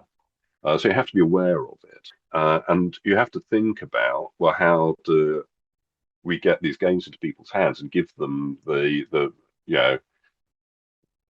ability to collect this. So you're definitely aware of all of that stuff. So for me, my career actually, before I was at Games Workshop, I've worked in a game store. So a game centre, it was called, long gone now, in the centre of London. So that was my first thing. I started there when I was 18.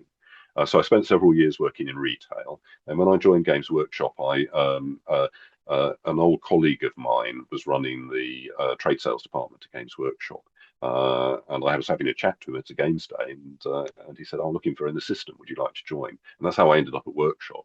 So I worked in trade sales. So I'd had I'd had experience of working in stores. I've had experience of working, dealing with trade customers, basically, and kind of like how that was all set up, how orders were dispatched, how the whole process worked. And I took that with me when I went into the design studio. So I knew about those things.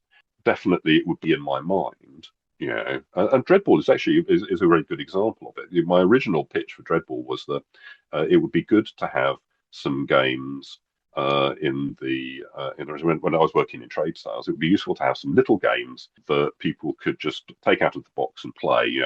More like board games. And I mentioned a few ideas. One of which was like American football played between orcs and goblins, basically. So it'd be something like that. You'd have a little pitch and things. So the idea for Blood Bowl was started out as being it would be a useful thing to have in the Games Workshop range, and fit in with the other products that we're doing there. And then it kind of like grew from there, really, and took on a life of its own, to be perfectly honest. So yes, I think that I'm aware of those things because you want to get the stuff out there. And I think the other thing for any of the little companies that are doing this, tabletop miniature games design it's a tough old business. It's difficult to build up. It calls for a lot on the part of the players, so it calls for a lot of commitment on the people working within the companies too. And it means that generally within all of the companies that I've worked with, Mantic's exactly the same as Games Workshop. You generally get the people who are working there are into the hobby, and there's a kind of almost like an evangelical zeal about like getting this hobby out there, introducing it to as many people as possible because we love it and it's great. We want other people to find out about it. And that's the starting point.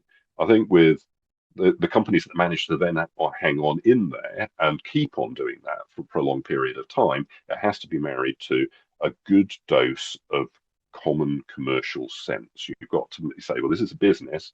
It's got to work as a business too. But those two things, they're kind of going together.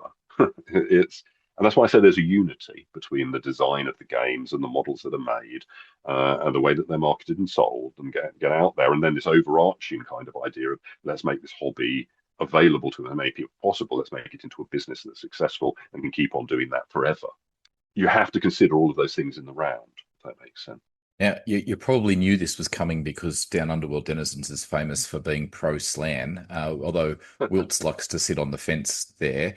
And we are in central Queensland and we do have a cane toad problem. But look, let me ask the question, right? So, I remember this is in LRB6, this is, 2010, where it came time to make some decisions on the Chaos Pack team, which of course is now known as Chaos Renegades, the Underworld Creepers team, which of course is now known as the Underworld Denizens, and Slan. Now, at the time, I remember that originally you really loved it. You'd actually asked Tom to bring the Slan team up to date from second edition, and then there was a word that came that said, "Look, it can't become official because there were no official miniatures for it." Mm-hmm. And then Tom Anders then offered to have Slan miniatures made and donated to GW, but I think at that time there was some other stuff going on and Tom kind of fell out of favor, or anyway, I don't want to go into that detail. But did you know when that was going on, when LRB 6 and the compendium rules version was being developed, that your studio was going to be wound up and you were going to go back into the main studio? Or was there a particular thing going on in the background that meant that you were like, well, we just don't have the time frame for Slan to become official? Interested in your thoughts there. Okay, no. It was the Fnatic being shut down happened very, very quickly. Basically, it was it was a tough time, really for Workshop as a whole, and for me and the rest of the Fnatic team, because it's a collaborative process. You're giving me a lot of credit for things that actually, I worked on a team as I was just a bit of a figurehead in many cases. So, I have to shout out to all. I mean, there are too many people to name them individually, but they know who they are. So when Fnatic got shut, it was a bit like a family kind of having to break up. Really, it was tough, and it happened very quickly. It wasn't so none of the planning, really kind of like, we got plans for things that we were going to do, but Fnatic didn't survive, a dip for Games Workshop when really the company as a whole needed to consolidate and focus on, the things that were definitely making it money, if you know what I mean. It was just a tough time. Now it came out the other side of it, and so I was I'm delighted with what's happening. The specialist games are still around, basically. It just took a little while for a new structure to be able to be set up to support them, and one that is much more robust than the Fnatic studio that I set up. Much more robust. And so I don't think there's really any danger of it suddenly going away like it did when I was running it. But no, it was a tough time and it happened very suddenly. I can't remember the detail of the ins and outs with the slam, other than that it really wasn't practical for Workshop to have miniatures that had been designed out of house, and then donated and given to us and produced. That just wasn't going to fly. We needed to be able to do things with our own in-house resources and justify it in that kind of way. It was too. Fnatic was, compared to the rest of Games Workshop, much more engaged with the community and slightly anarchic in the way that we went about doing things, and getting stuff out there. But that was just a step too far, really. So it wasn't going to be practical. And then it was a very real objection. Well, if you can't make the Slan miniatures in-house, then you can't really bring the team out as an official team, because all you'll do is give third-party people the opportunity to make miniatures for it. So that wasn't really going to be very practical. So I think but that was separate from Fnatic getting shut down. It was didn't factor into that discussion at all. Okay, but there were teams. When you were in charge of Fnatic, there were teams, and I think for other games range as well that you did get developed by a kind of out of house contract, though, weren't there? Like, didn't we had freelancers? We had Phil Bowen, I think. Yeah. Phil Bowen made a team. Yeah, no, absolutely. But that was us commissioning the team, and it was owned by Games Workshop, if you see what I mean. Yes. So the whole process was when Fnatic was set up, it was clear that we were going to have to use freelance miniature designers. In the long run, we managed to get our own in-house miniature designers and become more like the main studio in that kind of way. But to begin with, we were going to have to use out-of-house freelancers to do the design. But there's a big difference. You can tell the difference, basically, between us kind of like as a business saying this is the way that we do things. We work with freelancers. They sign NDAs. We give them contracts. Everything's in place. It's formal. If you know what I mean. The money's paid. They deliver the goods. The money's paid to them. Invoices are sent backwards and forwards, and all of that kind of process. The way that a business is run, being donated a team and said you can make this if you want to. It was just a step too far, really. All righty. Now, Jervis, it would be remiss of me not to ask this question, and we've probably asked it so many times, and I'm sorry, but this will be the last time we have to talk about Slam with you. Sorry, not sorry, because I love the Slam. Now, the both down boys, when they interviewed you on episode 166, you did say that you regret that Slam didn't make it in. You're no longer working on Blood Bowl. I get that they're not going to be in there, but you're working on Dreadball. Slanner Space Frogs. Can we see them in the future, please? I'm going to have to disappoint you. I can't see that happening. Oh. There are some quite frog-like kind of like players in amongst the different teams. So there are some that have similarities, but no, not a whole team. That wouldn't be. That wouldn't be happening. But never say never from Workshop. I think the specialist design studio, specialist games design studio, they've developed up the IP for Blood Bowl quite a lot. They've added in brand new teams, and who knows? Maybe one day they'll go, okay, let's do the Slam. You're going to have to, if only to get everybody to shut up. You never know. But yeah, you're going to have to lobby them rather than me. I don't have much influence there, I'm afraid.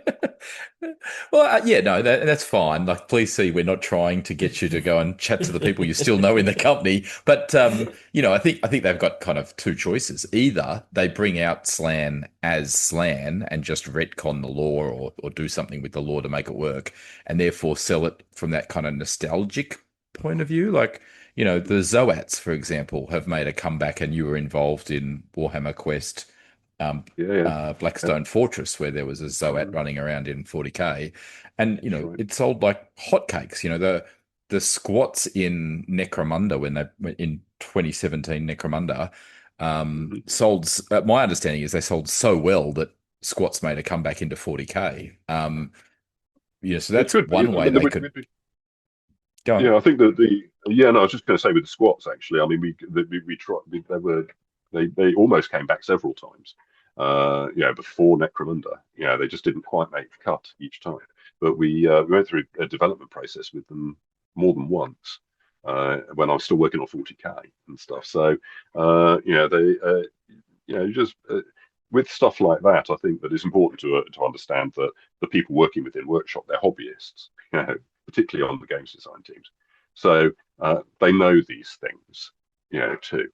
Uh, I think the other thing is that I know that people think that these things sell really well, like the squats and stuff like that. My experience is that they do perfectly fine, but they are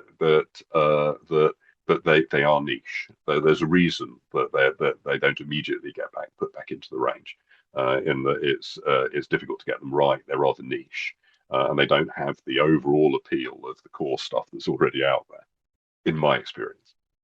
So you think it's more likely that Games Workshop will kind of reskin the slan mechanic to be I've got something no idea else? I've got no idea what they do or whether they're going to do it at all. I think that all I'm saying is that the games designers there will know about the slan, the old slan teams, the rules from second edition, their history at Games Workshop, and their history within the community. They'll be aware of all of that stuff, and then it's really that. So then they have a decision to make about what they're going to do with that. I can't predict what that will be. Basically, all I can say to you is that they will not be unaware of this, and they will be considering possibilities. Like every now, on a regular basis, it will come up as a topic of discussion internally within the specialist games design. Should we do a slam team? Yeah, it's just going to be a topic of discussion. It will keep coming up. Now, just as the squats did, for 40K. And other old things like that, like the zones. Um, so yeah, anyway, yes, these things will be being debated. They may be being debated today. You never know. You have no idea how big the smile is on my face. I'm not promising. Please no, I am not promising anything. It's like, they will be aware. I will take a glimmer of hope any day of the week. I love the slant. I want them back. Just something a little bit more recently, although I think we're going full circle and we're all a bit shocked that Blood Bowl 2016 came out 10 years ago. Well, Um, but going back to, obviously the re-release of Blood Bowl in 2016 was, there'd been a period of time where Blood Bowl had been in stasis and not actively supported by Games Workshop, and then it got a massive, very, very successful release in 2016, and all the Games Workshop stores all got pennants up, and there were flags flying, and there were foam fingers, and it was a huge success, actually. Did you choose not to be involved in Blood Bowl in 2016 because you were already thinking my time at Games Workshop's limited, or were you busy with other projects, or was it just time to pass the baton to somebody else? Yeah, what was the it was, reason it why was you weren't involved? I think it was a combination of the last two, basically. I was involved in other projects. I don't think I was thinking about my retirement. It would have been 2040, 2015, actually, when the development work would have been going on that project prior to the release. I was just very busy on other things. And one of the, when I started out, you were saying earlier about the miniatures ranges, they keep on growing. What it means is that each of the game systems gets more and more complex and deep, and the lore and the background and the things you have to keep in your head just grew and grew and grew. And it came to a stage where I basically said, "Look, I think it was when Blackstone Fortress came out in particular. That I don't quite know how that fits into that timeline. But even before then, I'd been saying I need to focus in on one game system because I'm finding it very hard to jump from game to game to game. And so I consciously decided to kind of like sort of basically focus on Age of Sigmar. Is where I landed. I knew that there was a new edition of Blood Bowl coming out, but I think the other thing was that so that kind of like I thought I don't think that I can take on another project, even if it was prior to me just doing Age of Sigmar. I was aware that I didn't have the brain space for Blood Bowl 2 on top of all of the other things that I was doing, and the baton needed to be handed on. I knew that if I didn't have the brain space to be involved properly, then all I'd cause would be trouble. By kind of saying, "Oh, I think I'll do it like this," and like, the I needed to say, "No, this is yours now." I don't own Blood Bowl. You can do what you want. I can tell. I think the only thing I said to them was that if I were you, I'd stick with doing a cleaned up, updated version of the living rule book as it was then, or effectively the 1993 game. I'd say I don't think you need to do like a new edition that really fundamentally changes anything. I'd just make it available, and I think that they took that on board definitely. But then after that, they gave me copies of the rules to read. But basically, I said, look, I think I'll cause more trouble than help if I'm involved in this. And for me personally as well, it was, I needed to acknowledge to myself that Blood Bowl isn't mine. It's Games Workshop's game. It's like a child that, that I've sent out into the world. And I've said this in other podcasts about my relationship with Blood Bowl. It's what I do now is I tend to look at it in a parental kind of way with pride. But it's like it's out there. It's its own thing. It doesn't need me anymore. It's robust and thriving. And got a fantastic community. I don't own it. And I needed to acknowledge that. And part of the process was to say, no, you go and do it. You do what you think is right. I'm not going to interfere.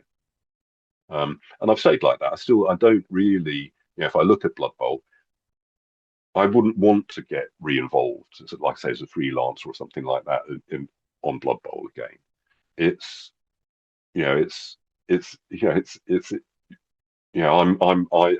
where I think where I'm helpful to the community is that I can talk about, like the history of Blood Bowl and my experience with the game and where it came from. But I think that where Blood Bowl is going now isn't down to me. It's down to you guys, and it's down to the people in the specialist game studio workshop, to take it on to greater heights, basically. And I stand at the sidelines rather proudly and cheer. Excellent. Look, and now you are retired from Games Workshop, and I have to say though, from my perspective, now that you're retired, you seem busier than ever. And please don't apologize for that, although you may need to your good wife. But you seem to be involved in Trench Crusade. I heard that you're involved in a role-playing game with IDW around Godzilla and other massive monsters stomping around. You're involved in the development of Valor and Fortitude with the Perry twins. Now, of course, you're involved in Dreadball All-Stars. Is there any other projects you wanted to shine the spotlight on? What can we look forward to next? I mean, I think it's fantastic that we haven't seen the last of Jervis Johnson. I think it's fantastic. Well, I think that being a games designer for me has been a vocation as much as a job, if you know what I mean. So I was lucky to be able to follow that, and so I can't. It's in me. I'm always going to be tinkering and designing games and playing games. I think that you're right. I'm involved in a bunch of projects, and what I've realised is that I said yes a few too many times because I've never been a freelancer. It's been lovely to be involved on the projects, but what I'm doing now is basically kind of toning things down. So I'm going to Dreadball, from my point of view, is very nearly finished. I'm just writing some of the rules up in neat for the championships, and then it's handed on to Mantic, and I'm available to do stuff like these podcasts and to promote the game. But then I'm at the handing on the baton of Dreadball to Mantic to look after from that stage, and the Godzilla role playing game. Again, we're very close to getting that sort of like off our desks and completely written up. That's been a lovely project to work on. I get to work with old colleagues again, Gav Thorpe, Mark Latham, which has been fun. And I think the other thing that, like with all of these, I also get to meet a new generation of people to work with, and I always enjoy, kind of like, getting to meet the people who are going to be taking over from the old lags like me and Rick and Andy and stuff. The next generation coming along and being able to talk to them about my experience and seeing how it's different for them. So that's been absolutely great. I've really enjoyed working with the IDW team. But what I'm deliberately not doing now is taking on extra projects, because I think that the work that I'm doing with the Trench Crusade team has been, will be plenty alongside the stuff that I do with the Perrys for Valor and Fortitude. So I'm going to focus on those two things for the foreseeable future. Now, you did mention at earlier in our conversation that you needed to have a bit of separation from what you did for work and what you wanted to do as a hobby. Mm-hmm. Did did you give yourself a lot of time to paint miniatures regularly over the course of your career? Have you found that you've given yourself more time now that you're retired? And how big of a backlog of miniatures do you have in your collection in the cupboards Okay, that so haven't been gotten to? so for me, I'm one of those people who I don't enjoy painting the models for the games. I do it because I like having my armies painted and stuff like that. But it was always something that I did as I worked at, and I got reasonably good at it in the end. But it was hard work. So I've been doing it since ever since I was about 11, I suppose, with Airfix toy soldiers converting and doing things. And then when I got to, I think I must have been in my mid 40s, I guess, maybe around about 40. I started to get really bad headaches, and that's when I found out I needed reading glasses, and that's because I've been painting miniatures when I'd get these headaches. Um, and so that put me off for a little while, because I found it really difficult, weirdly, with the reading glasses to see things the way that I'd seen things before. So from that stage, what I started to do was, I get people to paint miniatures for me now. So I don't have a huge backlog, because the other thing where I'm very different to most of the other hobbyists I know, that I'm not a pack rat. I'm weirdly not much of a collector. For all that I know a lot about the collecting hobby, I understand it, but I've moved quite a few times over the years, and now what I do is I've got what's rather grandly called my studio, my studio study. Sorry, my study, where my desk is, where I'm talking to you now. And it's got a big set of cabinets to one side of me and bookshelves, and all of my hobby stuff has to be. I have to have it on display where I can reach it and see it. So the miniatures are on display and the stuff, and it's got to the stage now where it's kind of like and then if I can't put it on display, I get rid of it. So, I had a really big comic collection, which I donated to charity in one of my last moves to clear out space and focus in on the games and things. And I've got my Trench Crusade warbands coming in soon, but I've got a lovely chap actually who was one of the guys from the other podcast that I did, Ben Russell. He was painting up a Trench Crusade thing for me. He does very good commission work for Blood Bowl. But I'm that side of the hobby is for me, I was always primarily a games designer. It's the games design side of it, and a writer talking about the hobby. So I participated in it, but it's one of those things where I don't enjoy the painting process nearly as much as other people that I know who find it very therapeutic and quite relaxing. And I'm not a hoarder and a collector in that kind of way. I tend to make things. So I kind of make things for the games that I'm working on, if that makes sense. That those things are going on. And then collecting stuff, I love my board games. So I'll collect those, and I do a little bit of miniature gaming, so I collect stuff for the miniature games that I'm interested in. But I'm blessed with having people around like the Perry twins who've got more toy soldiers than I'll ever need, to be able to use for all of the Valor and Fortitude stuff that we do. They've got huge collections of stuff. So my job is to provide the rules that allows us to move the toy soldiers around the table, if that makes sense. That seems totally fair. Yeah. All right. I would just personally like to hand over to Wilts and Millsy just to say thank you. I personally would also just like to say it's been an absolute privilege and pleasure having you on. It's been great to reconnect after all these years, and I personally am really looking forward to catching up over fish and chips and mushy peas sometime in the not too far away future. It has been an absolute pleasure for me. But we're not done quite yet because I want to let Wilts and Millsy also say something similar. Oh, well, I'll jump in first because I know Wilts does actually have to ask you one final question. Um, yeah, look, it's as someone who's been around Blood Bowl for so long myself, um, I love the lore of it. I love the thematic story.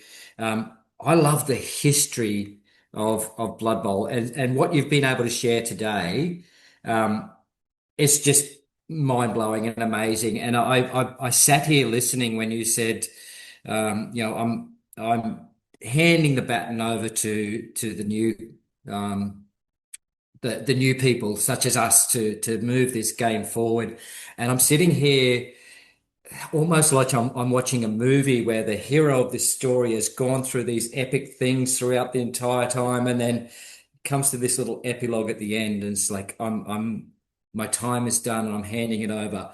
And I've got to tell you, I'm sitting here like gobsmacked, ready to cry. But um, just to hear from you has been absolutely amazing. I'm sure all of our listeners are going to say the exact same thing. And like you said, you're actually not done. You're just done with Blood Bowl for the moment, and we'll see you or see your hand in plenty of other games from now on. So thank you very much.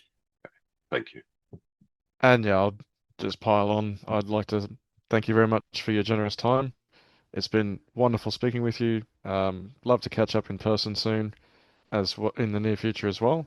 Um, from someone that grew up in the 90s reading White Dwarf to being able to speak with you in person seems like a dream come true, certainly from that aspect.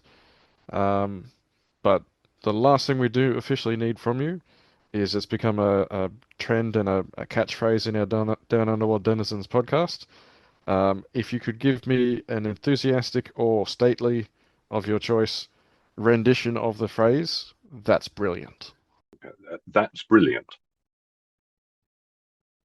Thank you. Nice. I can't believe we've got Jervis to say it. Yes, yes, yes,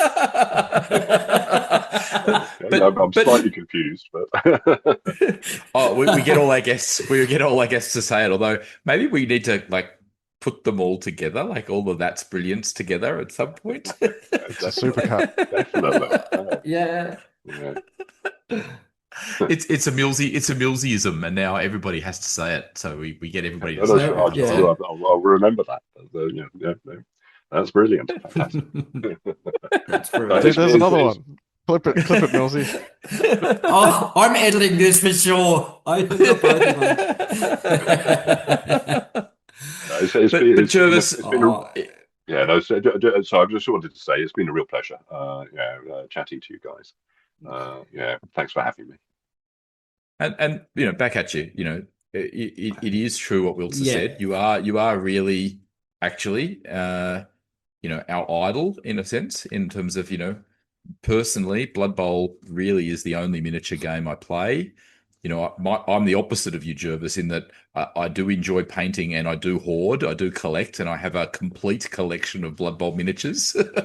I think this is the thing. I But mean, I know I'm a bit of an outlier myself, basically, and so, yeah, I understand the appeals because I talk to people and I understand their passion for it. Yeah, well, yeah. it's a super thing. Well, on behalf of our listeners, we just want to say thank you. Thank you. I mean, I know you got paid for the work you did, but it's still nice to hear the thanks. And in some instances, I think there is a strong connection between games like Blood Bowl and actually speaking into men's mental health or people's mental Mm-hmm. health. And I think, yeah, just thank you for all the work you've done that has meant positive impact in people's lives. So yeah, anyway, I just want to say thank you.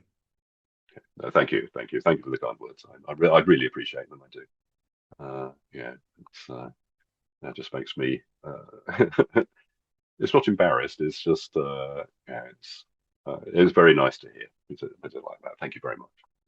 That is, Jervis, that has been the best interview we have ever done for this podcast. It's like I said, the people are going to tune in and listen to this, and they're going to play it over and over again, and just that history that you brought to it, and I love the fact that you say, "Hey, yeah, I made the rules, but go and tinker, change it up. That's what a game should be like," and that's hopefully there's more people in the world listening to that than there are going, "No, I have to be competitive." I love the tinker side, so it is, yeah, it's literally been the best interview we've ever done.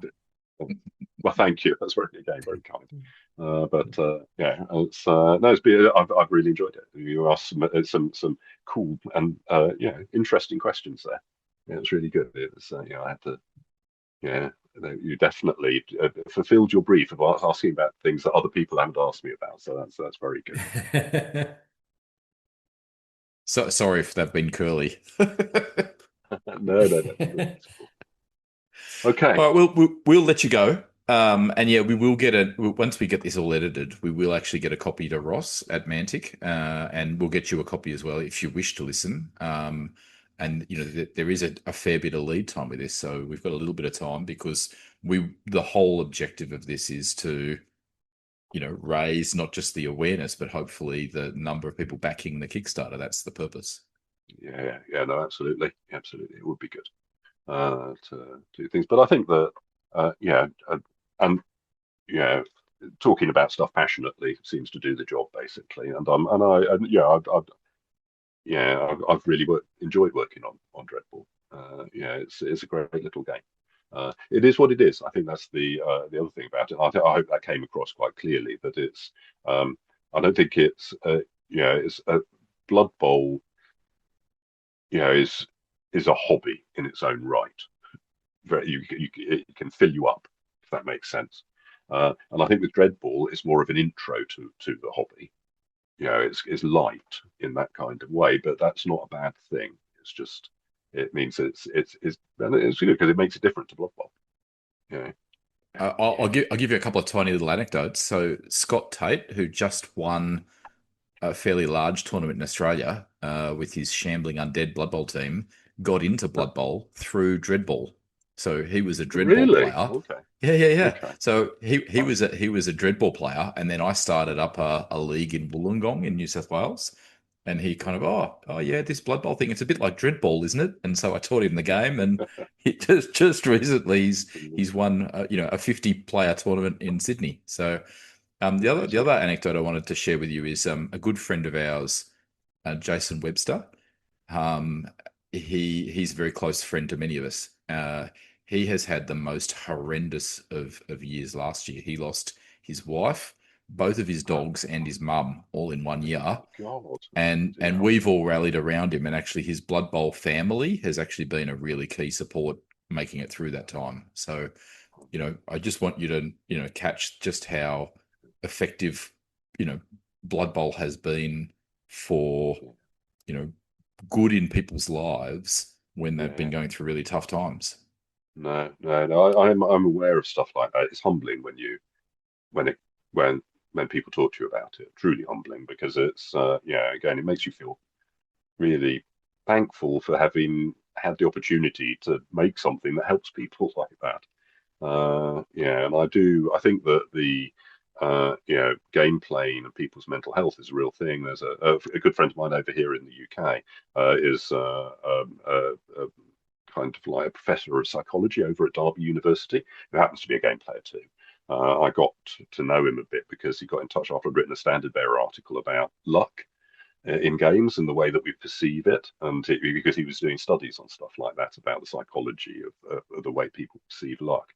But one of the things that he's been doing recently is trying to get set up cross, what they call them, but basically getting the psychology community and people who are dealing with people mental's well-being to look at how games can help in that process.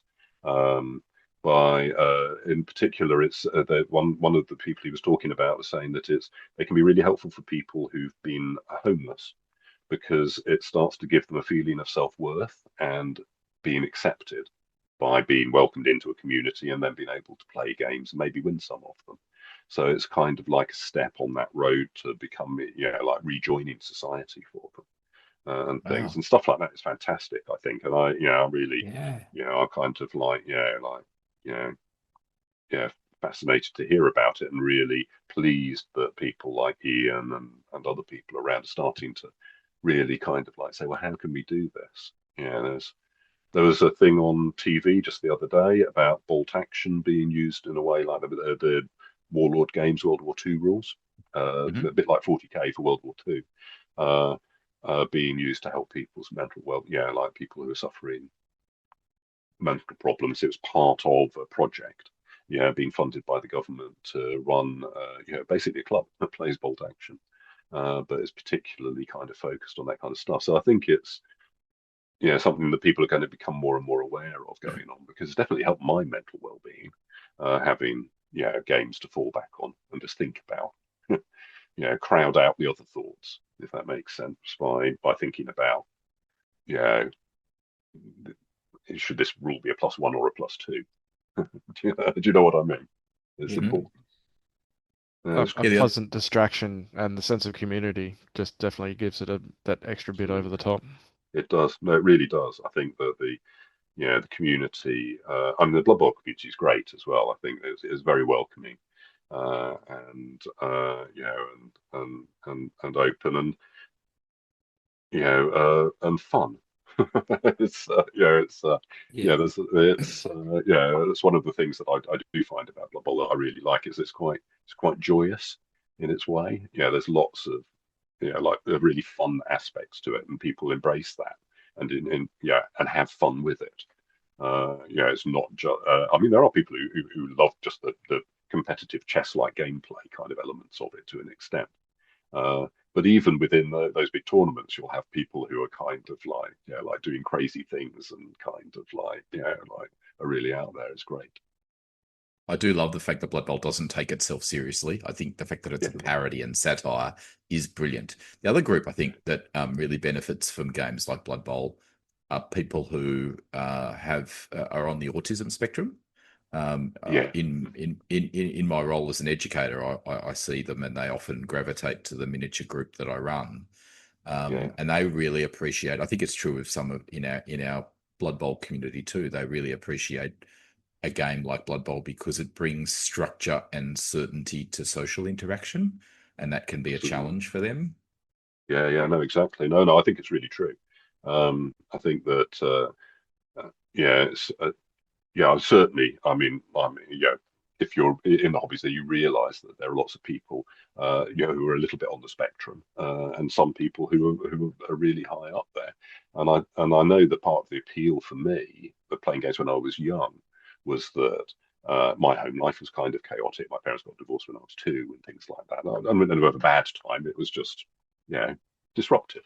And certainly games, I think, always they appealed to me because if you knew the rules, then you knew how they worked, and that's it can be very comforting to have something like that where there are rules and structure, and you kind of learn that know if I roll a 4 or more, this thing's going to happen.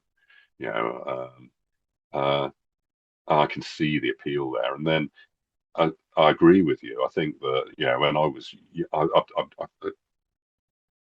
I still am quite shy. Actually, I know it doesn't necessarily appear like it. But when I was young, I was really shy, and games really offered me a chance to make friends and get to know people and be part of a group. So it's been important for me, personally. Um, and I think that's another fantastic aspect about them. You get there, you turn up, and when all's said and done, you're going to be interacting with other people. Yeah.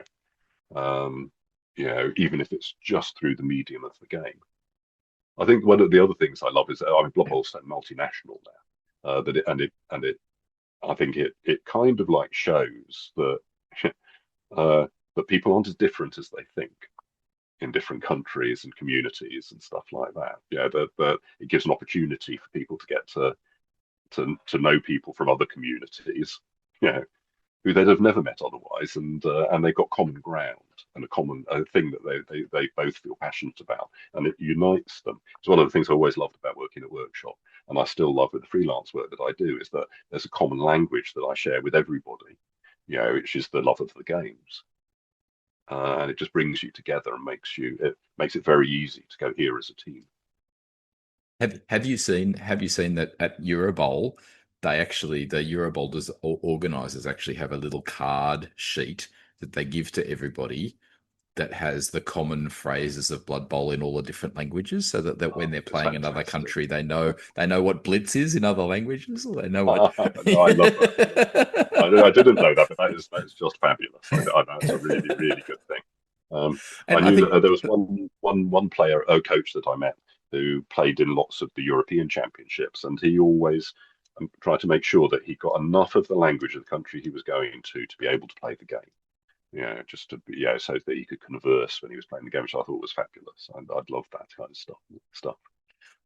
I think it's a case of art imitating life. Like you designed that in the lore, the NAF kind of, was so successful, and Blood Bowl was so successful that they all put their weapons down and they played Blood Bowl as the universal language. At Eurobowl this year in Poland, there's going to be 31 countries represented, and the newest country is Brazil.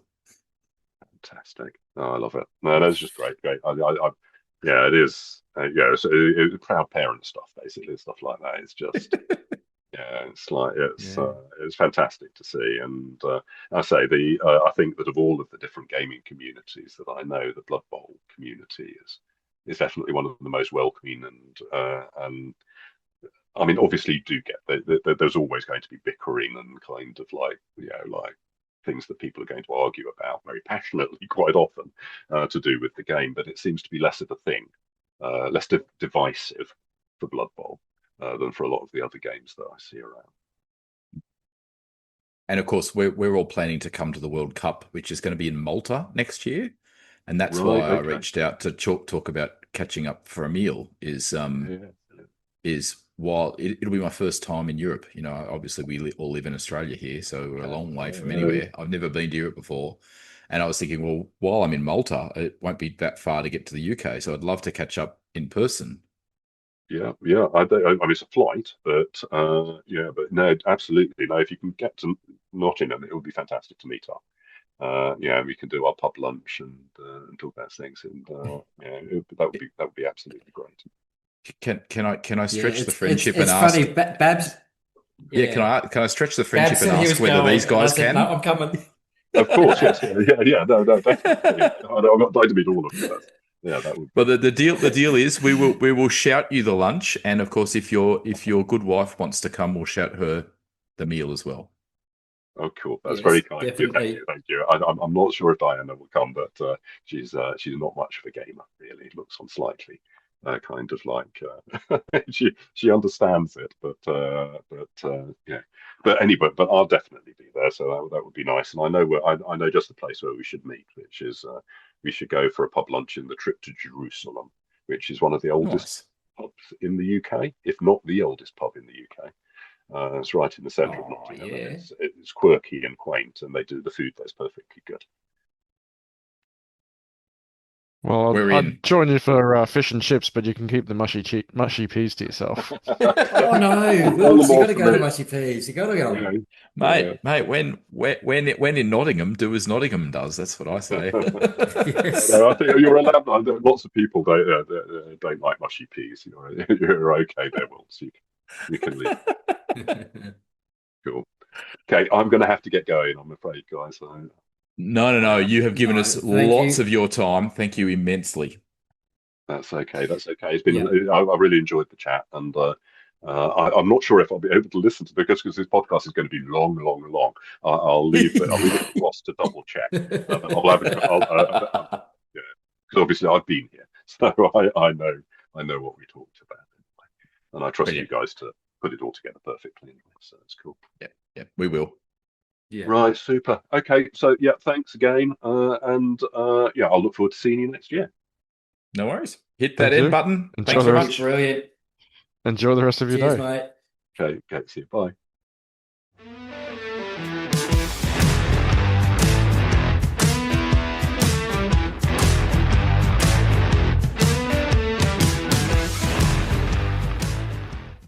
Hey, that was an absolutely amazing interview for Jervis. We'd just like to say thank you so much, Jervis, for all your time. Thank you for Mantic for letting Jervis come on and talk to us for that length of time. Just unbelievably cool. Just like while we're giving thanks out, just like to thank a few people. We'd particularly just like to thank Tats Tabletop. Tats is a sponsor of Down Under World Denizens. He is the go-to shop for your dice needs and 3D printed miniatures. Also, like to just remind our listeners that the Terra Australis team, produced by Jester Prince, is a great team of fantasy football figures suitable for games like Dreadball All-Stars or Blood Bowl. And you can pick up that team from Jester Prince. And the third shout out that we'd like to give, or list of thanks, is to Charlie Victor. We'd like to say thank you, Charlie, for just providing that high quality product that you do. In particular, the Thick Skull case series, of which the medium size case is coming soon. You can still put your pre-orders in; it's not too late. That's our thanks for the episode. And for those people wanting to get a hold of or get onto the Dreadball Kickstarter, it goes live on the 17th of March. So jump onto Kickstarter, type in Dreadball, and you should be able to come up with it. And just like me, just get everything you can. It's going to be great. The Kickstarter is worth backing.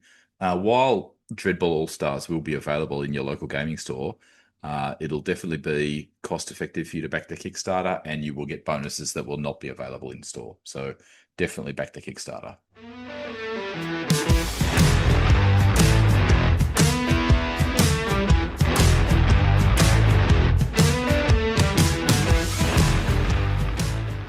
Like for me, one of the bits that I enjoyed about organising events was that it made that I could trap a whole bunch of people who were interested in something that I was interested in a place, and make them talk to me about it. Basically, there was no escape for them. I always enjoyed events in that kind of way, and it meant that I think that the old fanatic, kind of like rules committees and stuff like that were had an element of that too. They were people that you got to know through the online community, and trusted, and so I built up a network of people that, including that, to help out with stuff.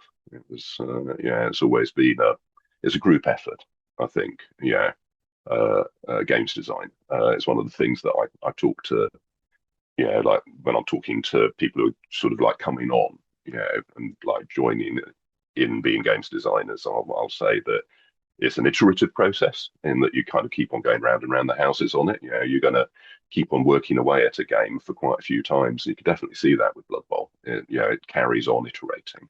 It was as you home in on different areas and improve them by kind of refining and refining and refining. And the other thing is it's collaborative. It's not something that you can possibly do on your own. To be perfectly honest, not like writing a book, because any game that you make, unless it's a solo game, is going to revolve somebody else. And even if it's a solo game, for that matter, other people are going to be playing it. So you've got to know what they think about it. You've got to get other people involved in the process. But I digress. Well, I didn't want to interrupt. I only got half of it. I'm kind of cursing I missed the beginning of that. No, I was just getting, I just got Wilts and Millsy. Is that the right way of saying your name? It is Millsy, yes. Millsy, brilliant. Just getting Wilts and Millsy to tell me how they got involved with this whole kind of stuff, basically. Hi Babs, it's been a while. Yes, it has. I think it's been close to 20 years. It's crazy. It is crazy. Yeah, no, it zooms by. It really does. It's strange. I had a really bad I'm getting old moment the other day because the Dark Knight movie came out in 2008. That's so long ago. Well, tell me about it. First edition Blood Bowl, 1988 or whenever it is. 87, 88. Yeah. So no, it's strange how time keeps on progressing. It doesn't slow down. Now, I did want to let you know, Jervis, that we live in outback Australia, pretty much literally, And so internet here is variable in quality, particularly in peak internet usage hours. So for that reason, as much as it's lovely to see you, it might be best for you just to mute your video. I can do that. It said, Yes. Secondly, I guess all three of us will probably be just fanboying more than a little bit. So you'll have to apologize if we just go quiet while we, just revel in the moment of being able to chat to you. So, yeah, apologies if we do that a little. that's fine. That's fine. That's Yeah. number one reason why I didn't put my video on. I didn't want to let you see me blushing every time I spoke to you. I'm I'm sure that sure will he won't wear let off it go to soon his enough. head. No. Have you had a chance to look over the I guess agenda, if you like, or the sets of questions that we had to Yeah. ask, including your introduction? I did. I scanned through it very quickly because, I mean, particularly with questions, I prefer just to answer them because there isn't anything I can't answer now. I'm retired, it's Oh, yeah. fantastic. No, I can. So yes, just ask away. Ask any questions that you want. All of the ones that you've got there look fine to me. I don't know whether I'll be able to answer them terribly effectively, but they all looked okay as questions, and the intro seemed fine too. I just skimmed through it very quickly.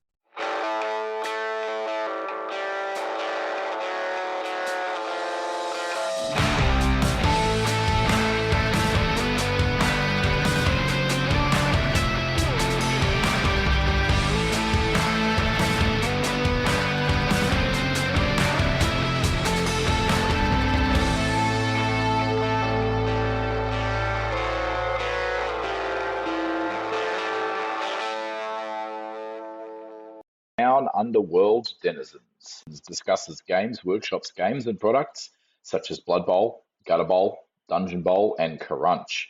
We also discuss other fantasy football board games and concepts from other companies such as Dreadball, Guild Ball, Grind, Elf Ball, Myth and Goal, Blitz Bowl, Chaos Ball, Monsters of the Midway, and Feud Ball. We discuss products and services such as miniatures or software made by producers suitable for several of these board games. Games Workshop terms and conditions in point 2.1 state they grant the user the non-exclusive right to use their authorized intellectual property for broadcasting and other media-related activities such as commentary and opinion pieces, blogs, and other similar informational and descriptive purposes. Down Under World Denizens respects and honors these terms.